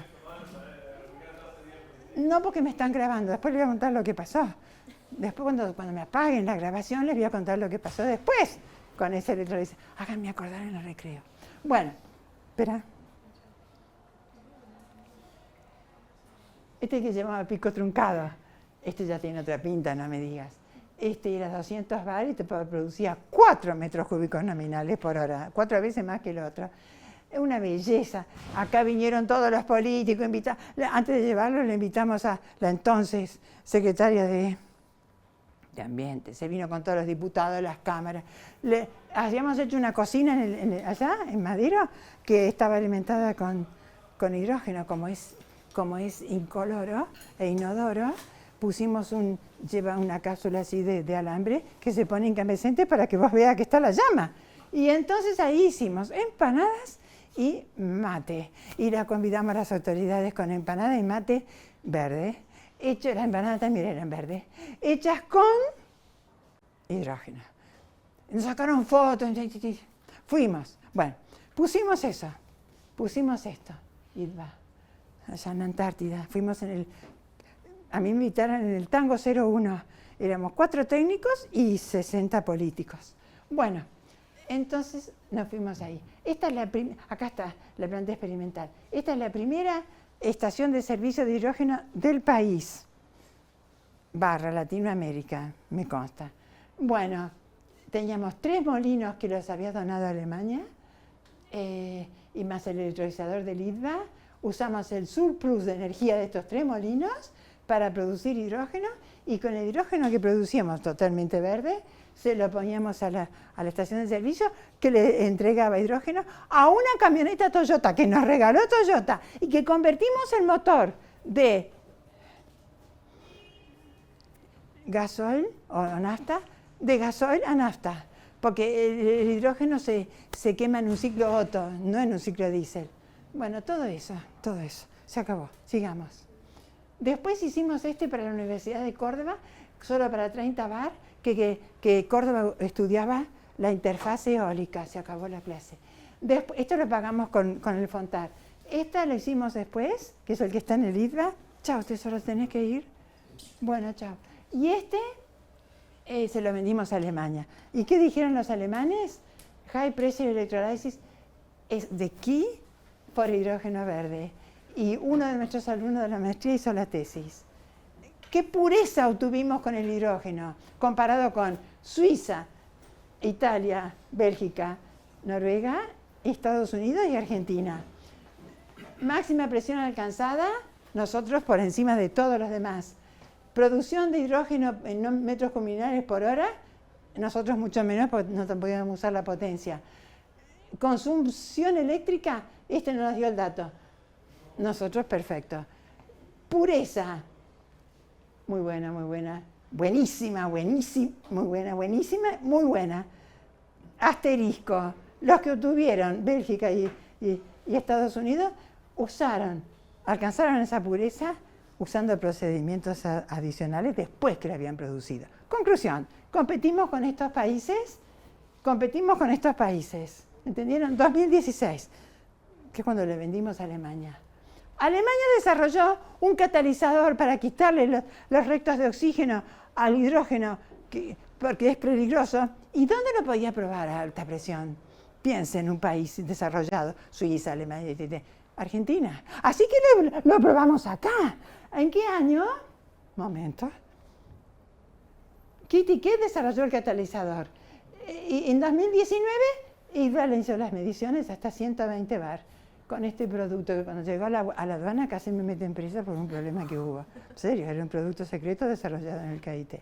Bueno, y después hicimos los tanques de alta presión, los convencionales, como el tanque de gas que lleva el taxi en el baúl. No solamente le ocupa todo el baúl, sino que cuando está vacío pesa 80 kilos, una pared así de hierro.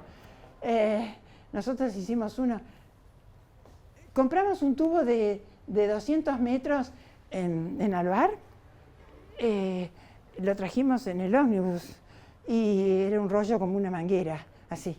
Y Laureta con su hijo en el garaje de su casa hizo una máquina para fabricar esta bobina y la trajo al IDVA. Acá tenía todas estas características. No estaba afectado por daño de hidrógeno que hace frágil el acero. Tenía una gran transferencia de capacidad de calor, porque cuando uno carga a mucha presión una garrafa o esa porquería, se calienta. Pero esta tenía separaciones suficientes para que se refrigere. Era seguro porque tenía, si se hace una pequeña rotura porque se te cae algo encima, tiene tanta impedancia para salir que sale despacito. Y entonces se vuela mucho en el aire y está siempre por debajo del 4% en volumen, que es lo que lo hace peligroso, seguro. Y además se puede poner de cualquier forma. Por ejemplo, podés hacer ovalado, lo podés poner alrededor de la rueda de auxilio y taparlo con la alfombra del auto. Con ese argumento y otros ganamos un concurso en Argentina y nos regalaron un Peugeot. Te juro por Dios, nos regalaron un Peugeot que está en el laboratorio de mecánica, que los chicos lo tunearon todo porque no sé qué están estudiando. Perdón, le ganamos el concurso a todo el país. Bueno, nos regalaron un auto. Bueno, y acá nos regalaron un ómnibus. Nos regalaron un ómnibus de Mercedes-Benz. Fui a Mercedes-Benz. Hola, ¿me das con el presidente? Dice, ¿pero y usted quién es? Bueno, le conté que no soy nadie y me dio con el presidente. Entonces, dice el presidente, no la puede atender, la va a atender el delegado comercial y técnico. Ah, bueno, le digo, pasame el delegado, voy perdiendo tiempo con él. Entonces me viene el delegado con una agenda. Buenas tardes, Mercedes-Benz. ¿En qué la puedo ayudar? ¿Puedo conversar con usted? Sí, pase, Mercedes-Benz. Entonces se sienta ahí, él creyó que yo me iba a sentar acá, pero me senté acá. Entonces me mira y le digo, quiero que me regale un bus.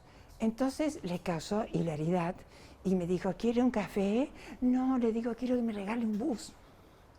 Me regaló un bus de Mercedes-Benz, salimos en La Nación, en todas las cosas. Este es el motor, el bus era así, estaba hecho en Brasil. El chasis, el motor, el volante y el asiento del conductor. Pero menos los asientos de la carrocería. Y no se podía traer andando porque no tenía patente, no tenía permiso para circular. Así que lo trajeron en un tráiler. Lo bajaron, ya estaba el SDT. Lo bajaron en el SDT. Y le convertimos el motor diésel a Otto. Y en el Otto lo pudimos alimentar con oxígeno. Otto Fuelet con oxígeno. 0 NOx emisiones. Después te digo. Tanque innovativo para 700 bar, para que alimente esta porquería. Este era un ómnibus eléctrico, hidrógeno eléctrico, era híbrido. Usaba el hidrógeno almacenado en el techo y lo guardaba y lo metía y producía electricidad y eso lo guardaban en las baterías. Bueno, después te cuento. El bus estaba eléctrico y tenía un sistema regenerativo de freno, o sea, cuando frenaba recuperaba la energía mecánica. ¿Qué, tesoro? Entonces, ¿pudieron hacer un motor que normalmente va por la calle y reacciona con aire? ¿Pudieron hacerlo controlado para que no tire dióxido de carbono? No te entendí toda la pregunta. ¿Qué me dijiste? En serio. Que el motor, si de hidrógeno, reacciona con aire. ¿Pudieron hacerlo controlado para que no suelte dióxido de carbono? Sí, tesoro. No, sí. El hidrógeno no suelta dióxido de carbono. No, para que no suelte NOx. NOx, perdón. Sí, NOx. muy bien. No hay carbono, pero soltaba los NOx, porque el nitrógeno que entra con el aire se oxida también. Pero como me preguntó ella, sí, controlamos. Para un auto puede estar controlado. No, va a estar controlado. Olvídate. Ya estamos más adelante, querido. Okay. Olvídate. Alemania ya tiene el primer tren eléctrico, camión eléctrico, tren de hidrógeno, camión de hidrógeno. Y te voy a contar lo que va a hacer Alemania en breve. Bueno, ahora Esperá. Sí, la pregunta es excelente. Coincide con la tuya. Sigamos. Este era el motor original, etcétera. ¿Qué pasó con este bus? ¿Dónde está esto? Está en SDT.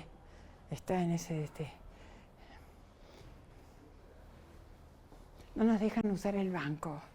El banco lo hicimos en Córdoba y en Buenos Aires. Olvídate.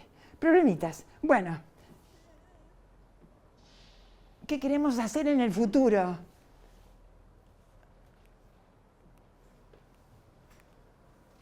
Any other technology related, any other. Esto se dijo en 2023. No lo pongo más. ¿Qué dijimos en 2026? En la reunión de alemanes y argentinos que tuvimos, no me acuerdo cómo se llama, donde está el CONICET. Ahora les cuento. Se acabó.